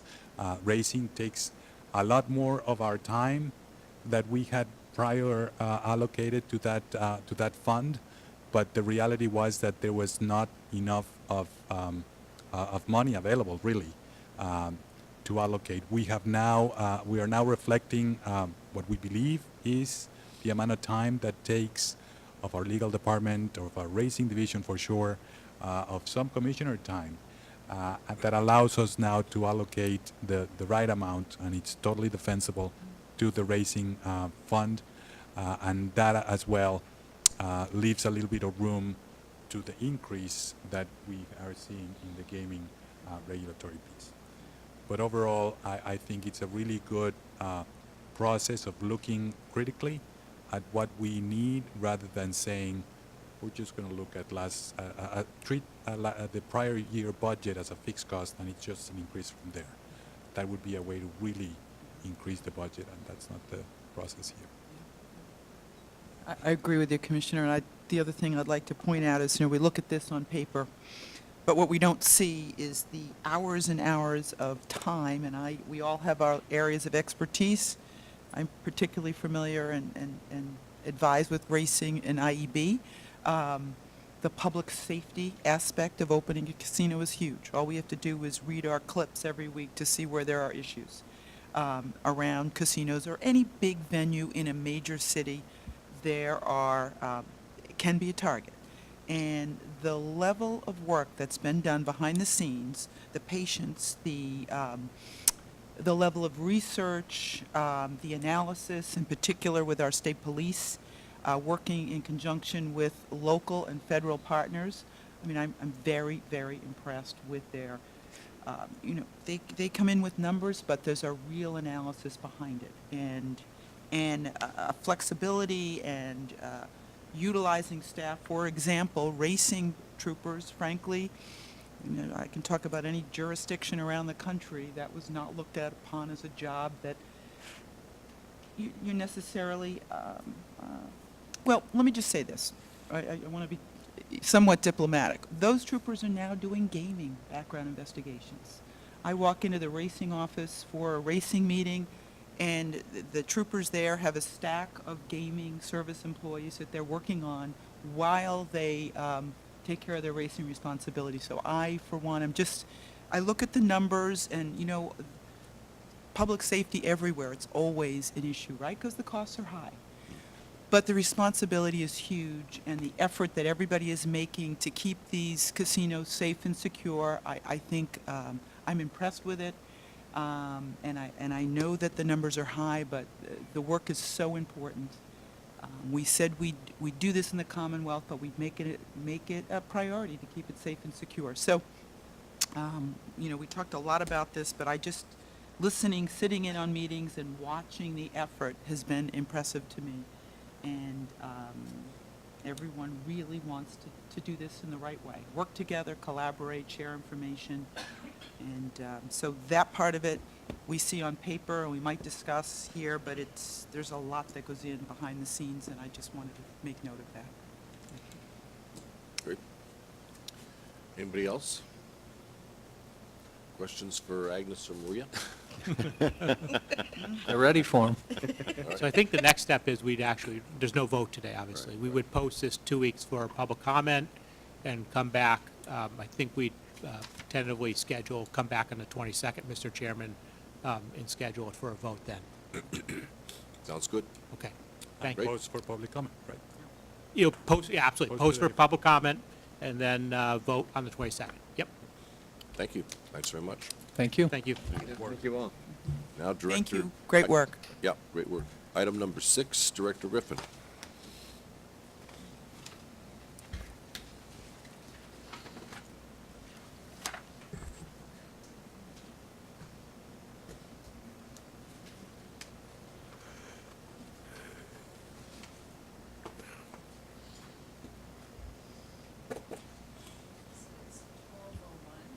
afternoon.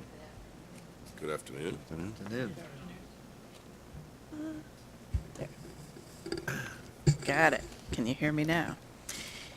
Commissioners, I'm here to give you background and to update you on a policy change that has dramatically affected the results of our licensees' diversity goals, specifically results for contracting with minority business enterprise firms in the construction period of the casino. So I supplied you with background details in my memo, but just for the public. As you remember, both MGM Springfield and Wynn Boston Harbor formulated for commission approval a marketing program identifying specific goals for the utilization of minority business enterprises, along with women business enterprises and veteran business enterprises, to participate as contractors in the design and construction of the gaming establishment as required in Chapter 23K, Section 15. The supplier diversity goals and marketing programs plans to reach those goals were devised and presented and approved by the Commission in the first quarter of 2015. And then following that, in a memo to us in April 21st of 2016, the Massachusetts Supplier Diversity Office stated that all Portuguese-owned minority business enterprises will no longer be considered MBEs, but will instead be considered Portuguese business enterprises due to a decision or due to an order by the Superior Court. This change of status of all Portuguese-owned businesses previously included in the Commonwealth's definition of MBE, or minority-owned businesses, impacted our licensees because the Commission's own definition in 205 CMR 135.01 states that an MBE is a minority-owned business that has been certified by either the Massachusetts Supplier Diversity Office or the Greater New England Minority Supplier Development Council, or both.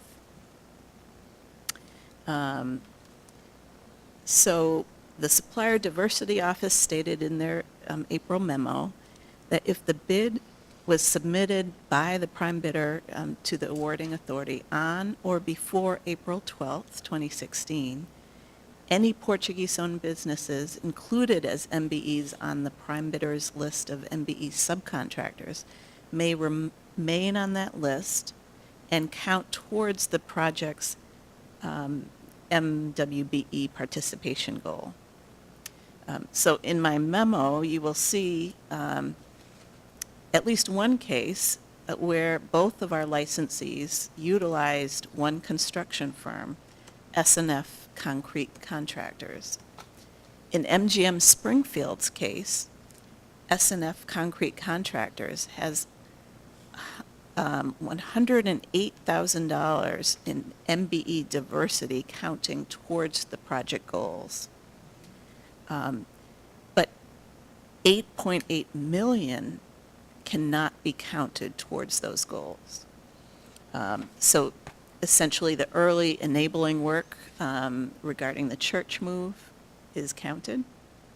In Wynn Boston Harbor's case, that same contractor, S&F Concrete Contractors Incorporated, has 0% of their work attributed to the MBE diversity goals. And 118 million of those commitments cannot be counted. 118 million? Yep. Yes, essentially, there's a lot of concrete in that building.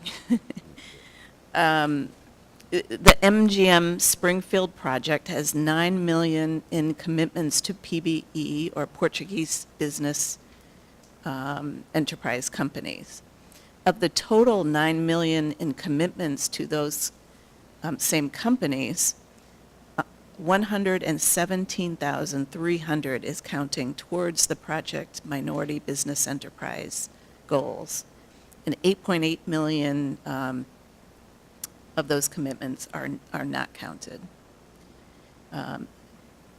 MGM Springfield's total commitment to minority business enterprise companies are currently just over 27 million, or 6.1% of their total commitments. If the Portuguese business enterprise dollars were counted, MGM Springfield's current commitments to MBE companies would be 36 million, or 9% of their total commitments. Wynn Boston Harbor has a total of 123.3 million in commitments to Portuguese business enterprise companies. 34,834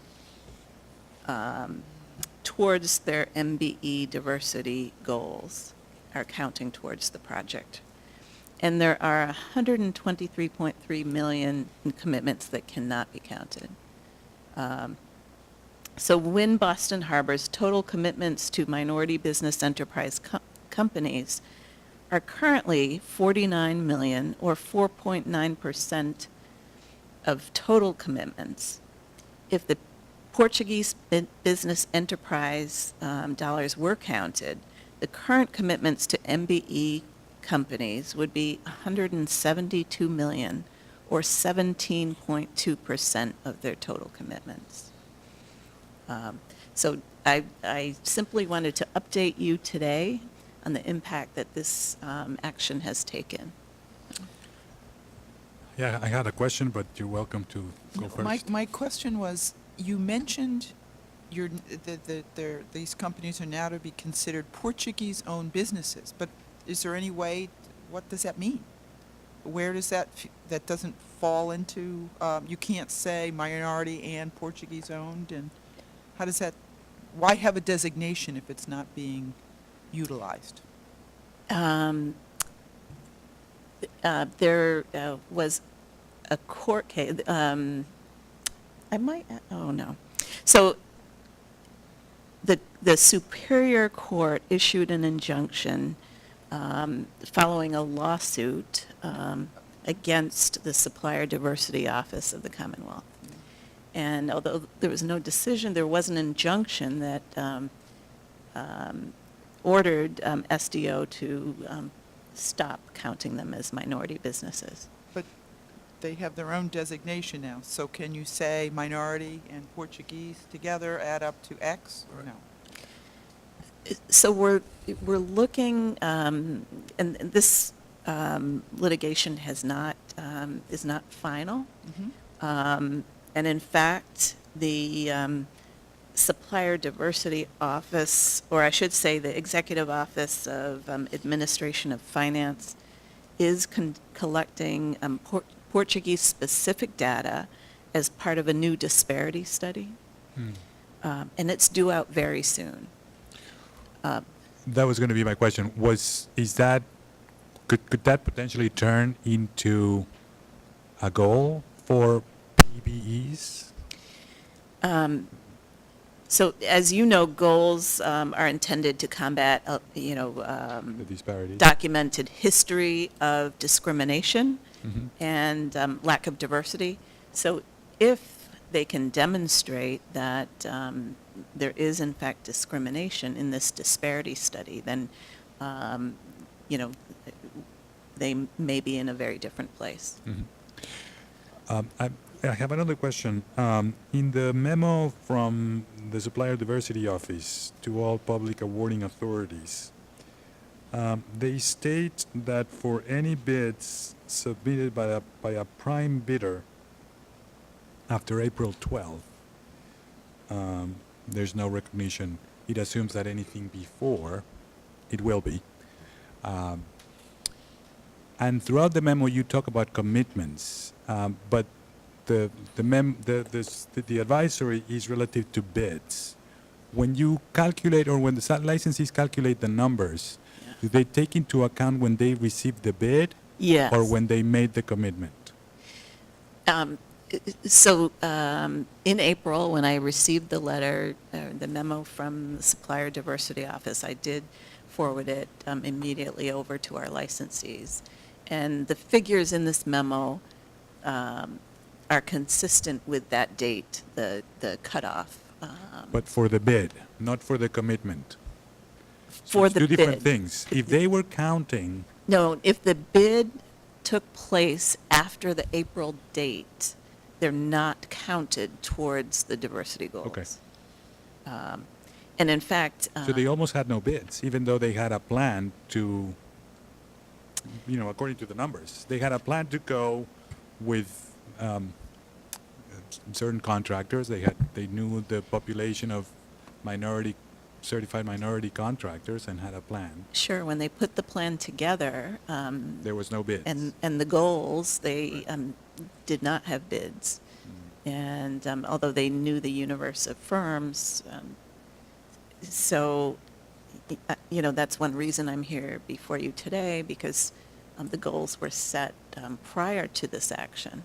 I'm not recommending any action today, but we may come back to you at a future date. Jill and Catherine step in maybe on a legal front. There's still some legal wrangling over this decision? So I pulled the docket sheet yesterday, and what has happened to get this result was there was a preliminary injunction issued last year to keep the regulations promulgated by ANF from going into effect. And the regulation was what set out the Portuguese business enterprise and what made them part of the MBEs. Right. But there is still continuing litigation. It looks at this point as though they're in some sort of discovery mode. The case is still listed as active. Okay. So, whether the issues, because we don't see the pleadings when we look at the docket, but whether the issues that are remaining are actually issues that pertain to this particular reg, I don't know. But the case is ongoing. What we do know for sure is there was a preliminary injunction issued, and that's why these regs are not enforceable at this point. Is there any, the memo was sent out, as Commissioner Zuniga just highlighted, to all public awarding authorities. How do we fit into that category? We are not DCAM, we are not, MassDOT, we aren't somebody who is actually in control of a contract. We're monitoring the activities of somebody else. And that's right. So, we try to keep track of what OSD has on their websites. We try to, get that information out there. But the memo, when I read it, looked to me like it was for agencies that were out there issuing actual contracts. And that's not the case here. We're helping, our licensees are issuing contracts, and they're trying to comply with the goals that the Commonwealth has set.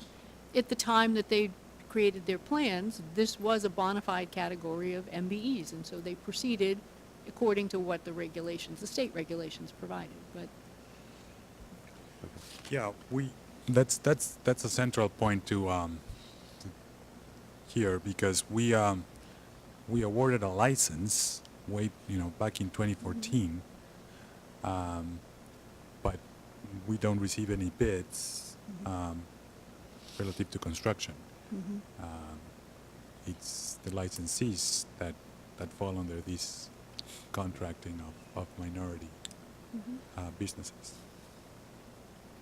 Jill, at a recent meeting, we had the quarterly reports of WIN and MGM, and just speaking for myself, amongst the most impressive aspects of those quarterly reports were the successes which both licensees were having in terms of minority business enterprises, women, veterans. If the Portuguese business enterprises part of those statistics were subtracted, what effect would that have had on the otherwise record of having successfully reached the goals for the minority business enterprises? So the reports that you receive in the quarterly meeting do not include Portuguese business enterprises after the April date. So MGM, is, their MBE goal is 5%, and for construction, and they're at 6.1%. I received their updated figures yesterday. They've awarded to date $21.72 million to MBE companies. That's disqualifying the. That's without the So Portuguese. they've still met their goal, even though the Portuguese business enterprises have been subtracted from the calculus. At this time, and Wynn also has a goal of 5%, and they are very close. They're at 4.9%. And they have awarded to date $49.2 million to MBE firms. But as you all know, our licensees are very interested in exceeding their goals, and they've been working very hard to do so. Well, I have a somewhat personal perspective to add to all of this. Having grown up in the southeastern part of the Commonwealth, there's a very substantial Portuguese population, particularly in New Bedford and Fall River and surrounding communities. And just from my own experience of having, grown up there, this was hardly a flush ethnic community. It was a very strong and tightly bound, ethnic community, but really struggling at the lower end of the economic ladder. And what that community has accomplished in, I was about to say my short life, but my relatively long life now, is really striking. And it's a shame, and I'm saying this just personally, I'm not being critical of anything, but it's a shame that the principals of S&F concrete, contractors, having, worked as hard as they did to become as competent as they have, would somehow now lose in effect the leg up, which their struggles to achieve things has allowed them. That's I'm not looking for a response. But, I appreciate the update, gentlemen. I appreciate the responses of our licensees. Just kind of going forward, it's obviously something we got to watch. It's rather unfortunate that it's kind of coming in the middle of the construction process, but maybe something we need to keep our attention toward is operational side, and the commitments laid out on the operational side of, purchasing for our two licensees. And I'd be curious to know, what OSD does with this new category, and, is there a part of the population of this new category that would be eligible under the other kind of target certifications? Since you can't be in both, can we see some shift to businesses that decide to go and get certified as a veteran-owned business as well, or woman-owned business as well? I mean, it'll be interesting to kind of track some of those trends and see what happens with this population of companies. I agree. I think anecdotally, I've heard that that this impacts construction in particular, and that two very large industries in this population are fishing and construction. And, I think there are also, we will look into the operation period, but I think this is where we'll see the huge impact in terms of the casinos. And I would add, Commissioner McDonald, that I think in terms of impact to companies, it's the smaller businesses that will feel that impact. Some of those small but growing firms. Okay, anything else for this item? Do you have anything else, Jill? So I'll just stay in touch with the Supplier Diversity Office, and I'll certainly keep you updated regarding this situation. Thank you. Thank you. Thank you. Next up, Commissioner Stebbins. Sure. As you have included in your packet is the material that I distributed because of our need to comply with the open meeting law. It was handed out at the last meeting in Springfield. Certainly made available to you for any questions you might have of me, but it's more to, again, kind of discuss the ongoing process we've had in looking at developing strategies to be shared with the legislature and the administration about how monies flowing into the Gaming Economic Development Fund may be able to have a more impactful purpose in and around the regions of where our casino licensees are going to be. You see the background on the memo, and actually, Mr. Chairman, the meetings that you and I have had to this date, a draft solicitation letter to go out to local stakeholders, as well as the actual statute language about the creation of the fund and what the legislature assigned as to priorities for spending. Just as an aside, we continue to kind of do some outreach to other jurisdictions in terms of whether they have a similar model, a similar revenue stream, a similar process that they could invoke that would be in line with what we're considering. I did get a reply back from a fellow gaming jurisdiction that talked about money going into a trust fund, but how that money immediately went out to pay for debt service on a lot of capitalized projects in one jurisdiction.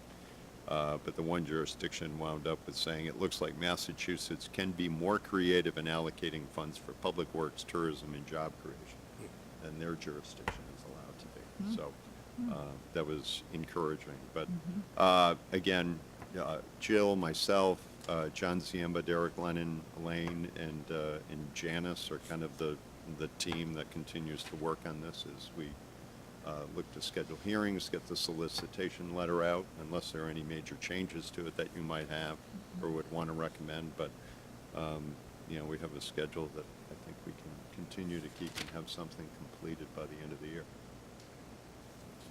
Great. Great. Good work. Sounds really Yep. Comments? Any other comments? Thank you. Thank Right. you. Thank you very much. We are on to item 7, Legal Division.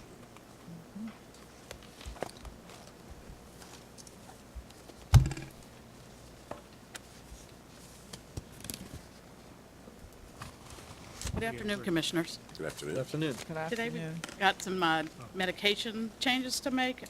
RCI recently at their April meeting updated some of these, and we knew from the agenda they were going to be on them. Ordinarily, we would try to do these during the off-season so that the changes were made before the meet opened, but we felt that some of these changes were important enough to wait till the April 20th meeting, which Justin Stempak and I attended, so we're going to go forward with them now.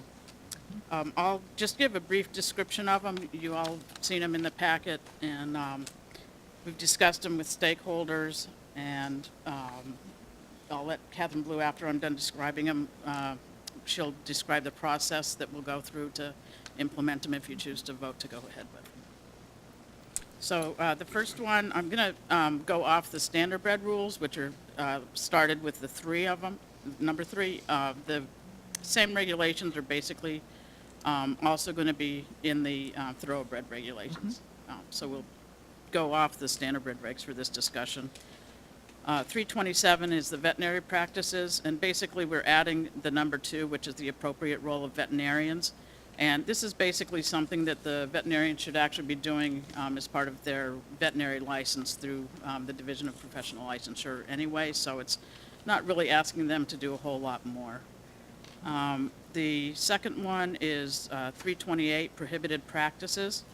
And again, we're adding number 2. It talks about restricted therapeutic use of medications. There's a bunch of medications that are prohibited But some of them, when talking to private practitioners, it became clear that there may be a unique situation where their use was appropriate and that they would need to use these drugs. So this section sets out a way for them to be able to use these.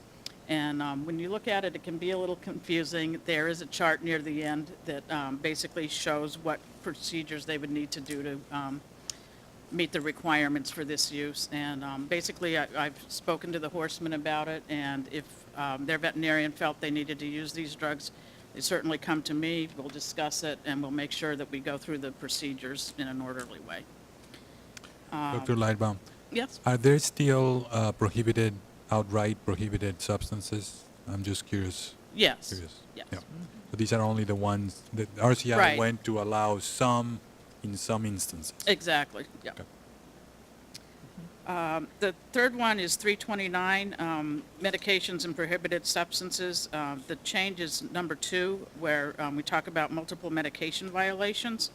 And the easiest thing in this section is to look at the charts. This rule was implemented several years ago in response to horsemen that were getting repeated positives. And what was happening was, it didn't look good for the industry if somebody who had 10 positives was still racing. And so what they ended up doing was creating this other way of penalizing the horsemen so that they also get these medication points. And there's penalties that go along with it. Once it was implemented, some of the feedback was that maybe this was a little too restrictive. People with a large outfit, large number of horses racing, might inadvertently accumulate some therapeutic overages and things like that more quickly than the person who had a small stable. And actually, our own judges and stewards had mentioned this, so it was recognized on the regulatory side as well as on the racing side that maybe these needed to be changed a little bit. So that's what's been done in that section. In section 329, number 6, about the furosemide, the Lasix, this is the only medication that's allowed on race day. And a while ago, the RCI changed the dose that was allowed on that. It used to be a top limit of 250 milligrams, and they changed it to 500 milligrams. And when the commission was looking at all the regulations back in 2013, the thoroughbred side was changed to the 500. At that time, the harness industry preferred to stay with the 250 limit, so, it was lower than what was the model rule, and so we felt that if they wanted to keep it that way, they could. Since then, now they'd like the option to use it. It doesn't mean they have to use it. They still have a range, so the trainer can decide what they want to use. So now we're simply bringing this on the harness side up to the model rule. The fifth one is 330, the out-of-competition testing. It's just an expansion and a more detailed description of how the program should work. The original RCI out-of-competition testing rule was maybe had 4 bullet points, and now this is several pages long. And this allows us to test for drugs when horses are not racing. Obviously, when they race, we test them, they go to the test barn. This program allows for, there are certain drugs that we may not be able to pick up if they were given long enough ago, but they still may affect the performance of the horse. So this allows commissions to go and test these horses basically out of competition, as it says. The last one is 334, environmental contaminants and substances of human abuse. This is a section that we're adding, totally new to us. It has been there for a few years. This basically allows the judges to use the possibility of contaminants in all as mitigating circumstances. In practice, our judges and stewards already would do this, but this just puts it into our regulations. If you don't have any specific questions, then General Counsel Blue can describe the process that we'd go through. Alex, I had just more of a curiosity question. Some of the treatment restrictions talk about presence of syringes around a test barn, the treatment areas and the stables and things like that, but it talks about if a person who has a medical condition needs to have a syringe with them, it needs to notify the stewards or notify the commission. Is there really a visible difference between a syringe a person might use for medication versus a syringe that somebody would use to inject a The cases horse? that have come up to us as somebody who may have diabetes, Yeah. and those needles are very small. I guess you could use them with horses also, but Okay. this gives us a way of controlling it, basically. Yep. All right, thank you. Dr. Lightbaum, I had just a question about the out-of-competition testing. What we're talking about here is really a relationship with other jurisdictions and asking them to take blood. That's correct. If a horse is stabled off of grounds or out of the, out of the state, what we can do is we can call another jurisdiction and say, you know, so-and-so's been racing this horse with us regularly, and we'd like to, you know, have you tested. Also, for some of the bigger races, for instance, the big race that Plainridge Yes. is planning on having, we can work with the other jurisdictions where these horses are coming from and get samples drawn before they race, and then they're submitted to our lab for testing. And you think they'll be cooperative with this? Yes. And they'll call us as well, correct? Right, correct. They can call us and we'd obviously reciprocate. Yep. Okay, great, thanks.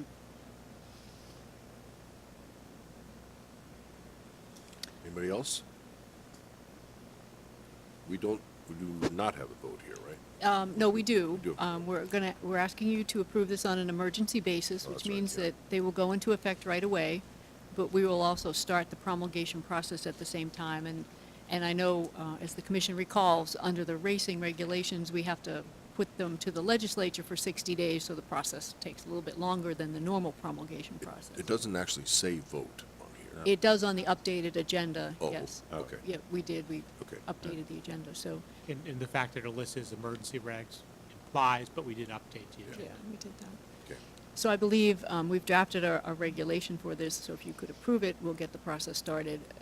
Dr. Lightbaum will be able to implement these tomorrow at the tracks, because Right. it's the emergency approval. Okay. Do you have a motion? So, Mr. Chair, I move that we approve the racing medication regulations on an emergency basis. Second? Can I just ask a question? Does this apply to both 205 CMR 3 and 205 CMR 4? Yes, it does. Okay. Yeah. So we're not going to have a separate presentation on the No, thoroughbred side? no, they're predominantly the same. Right. But we would, Second. All right. Further discussion? All in favor? Aye. Opposed? The ayes have it unanimously. Thank you. Thank you. Thank you. so next on the agenda, you have a number of small business impact statements. They're for regulations that have come before you before. What we're asking today is that you approve those regulations for the formal promulgation process, as well as the small business impact statement. That means that we will start the process, we'll hold hearings, we'll take any additional comments. We've put these out for comments before, but we'll take any additional comments, and then we will move them forward. And then finally, when we're through that process, we will come back for final approval on an amended small business impact statement and final promulgation. All right. Mr. Chair, I'd move that the commission approve the small business impact statement for 205 CMR 141, surveillance of the gaming establishment, and complete the formal promulgation process. Do you want to include the others? If you would like to move them all at once, you can too, if that's easier. How about I move them all at once? All right. Second. 141, 143, and 115. Any discussion? All in favor? And Aye. what about Aye. 134 as well? Oh, did I Well, miss one? 134 is only the small business impact statement. So I think let's finish the 7B, 1, 2, and 3 first, and then we can address C. Okay. All in favor? So I think we need Aye. a second on the first one. Second. No, we didn't got have a it. second. We had a second, whatever. Did Okay. we have a second? Yeah, we had a second. All right, good. Thank you. All in favor? Aye. All opposed? This has passed unanimously. Now And then we're- item 7C is the small business impact statement for the administrative closure regulation. We're asking you to approve that small business impact statement and to allow us to go into the formal promulgation process. I move that the commission approve the small business impact statement and regulation for 205 CMR 134 as included in the packet, and authorize the staff to continue the regulation promulgation process. Second. Any discussion? All in favor? Aye. Aye. Opposed? The ayes have it unanimously. Thank you. Item 8. Welcome back.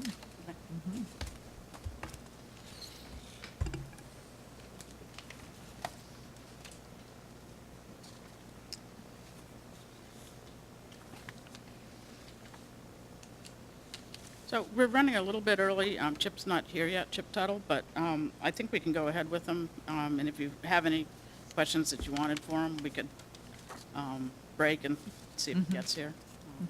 It's up to you. Yeah, I think so. I think these are I think we- pretty non-controversial, yeah. Okay, he says he's downstairs and he's going to be right up. So Okay. I'll go ahead and start. So the first one is the, well, why don't I go ahead and start with the racing officials, because that's, you know, we'll wait and have Chip up here for the first funds. So on the racing officials, we have a list that they've given us for approval. These are people that we've had before. It's a great staff. I wanted to just share something with you. Suffolk originally got their National Thoroughbred Racing Association safety approval accreditation in 2011, and it has to be renewed every 2 years. So last year was one of the years to renew it. And some of it involves a lot of the commission regulations, as well as things that the track does. So on our side, we're very involved with it, as well as Suffolk Downs. And they came on opening day and the opening weekend. So of course, it's very busy with opening everything. And the person that I was dealing with complimented Suffolk Downs and the commission at the end of that, they were expecting to see things a little disheveled and everything with it being opening day, opening weekend, and they were very impressed with how smoothly things went and how well everybody worked together. So I just wanted to share that as, you know, a lot of it's due to these racing officials we approve. So again, we're just starting the process to license these folks again. So your approval would be based on them completing the licensing process and passing their background checks. So I move that the commission approve the request of Suffolk Downs to approve their June 2nd, 2017 list of key operating personnel and racing officials, certainly pending the approval by the stewards and a satisfactory completion of their background checks by the Massachusetts State Police. Second. Any discussion? All in favor? Aye. Opposed? The ayes have it unanimously. Okay, the next item I'll go to is the takeout reduction request. So Suffolk has asked for this in the past. They've reduced it to 15% across the board last year. This year, they're asking to increase it slightly from that to 16% on win, place, and show, and 19% on the exotics. That allows the people that receive their signal to receive a little bit more money on their side.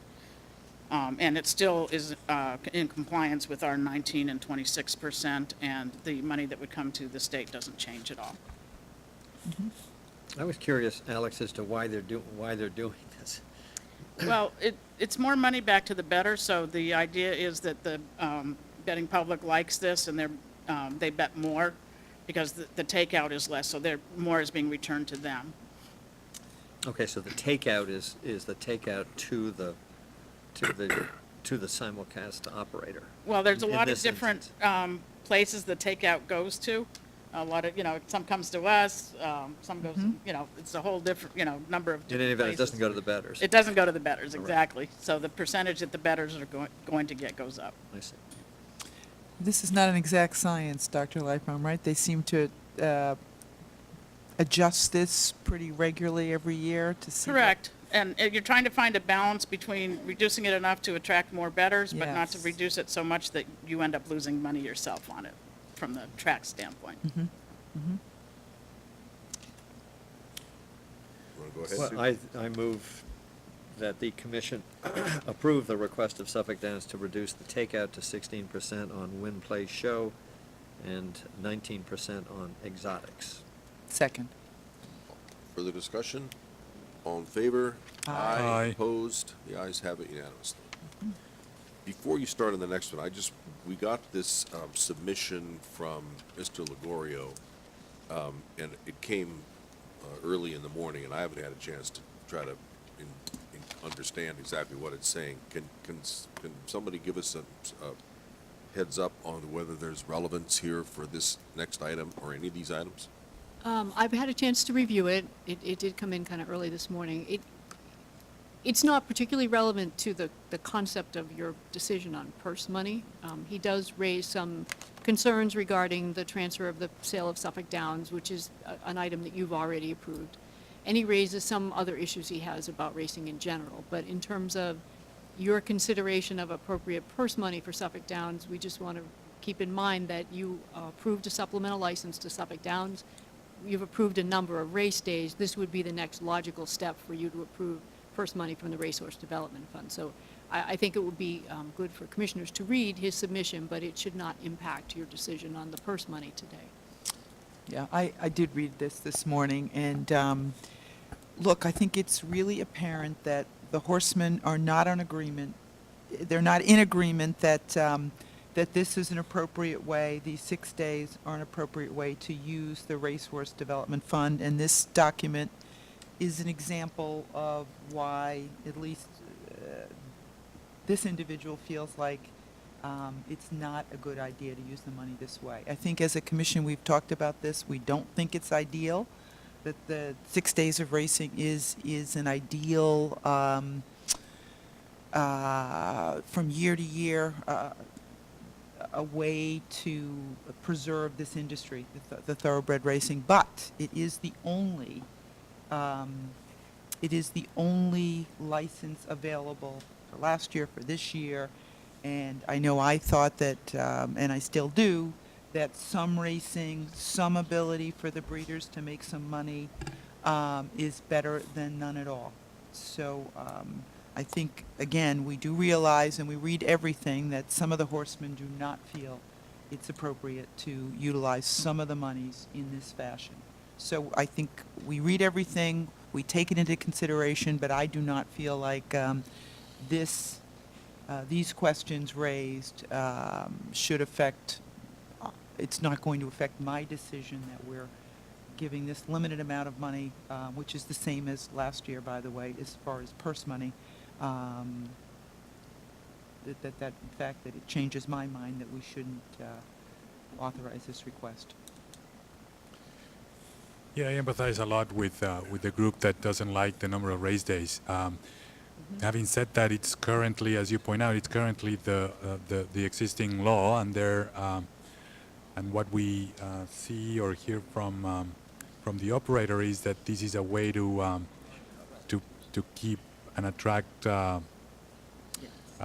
both a field of horsemen and bettors, and in many ways it's better than nothing within their current law of anywhere between 1 and 50 days. Dr. Leiban, remind me, the amounts are similar to prior years on a per day basis? It's just the same as the last just the same as 2 last? years. Right. They'll average about 400,000 a day out of the Racehorse Development Fund and about another 100,000 out of other funds. So the average would be Right. around 500,000 a day in purse money they'd give out. Yeah, and just going out there every year, not only the accreditation team, and I was there when they made those very positive comments about how well staff, both Suffolk Downs staff as well as our regulatory staff, have pulled it together in order to have a successful meet, to include meeting all the requirements of accreditation. But just the folks that show up, and there are lots of them on those limited days that are just really thrilled to be there and to be part of the history of Suffolk Downs and to be part of the race day. So from my experience going out there and seeing the crowds and the activities, it's certainly not ideal, but it is something, and it's people are excited to be there. Yes. Alex, you talk, it's, the purse request does not include the request we usually get from the Horsemen's Group for their administrative expenses. You're pending completion of an audit. Do you have any time frame from when you would They've been complete that thinking it audit? would be done in a couple of weeks for a while, so we're hoping that it'll be done soon. Okay.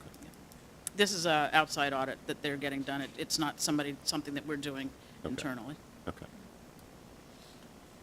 Any other discussion? Should we invite Chip to say something since he's Sure, scrambled let's invite Chip upstairs to say to something. be part of the conversation? Thanks for your consideration, and I apologize for my tardiness. I did not do a good job handicapping the commission's agenda.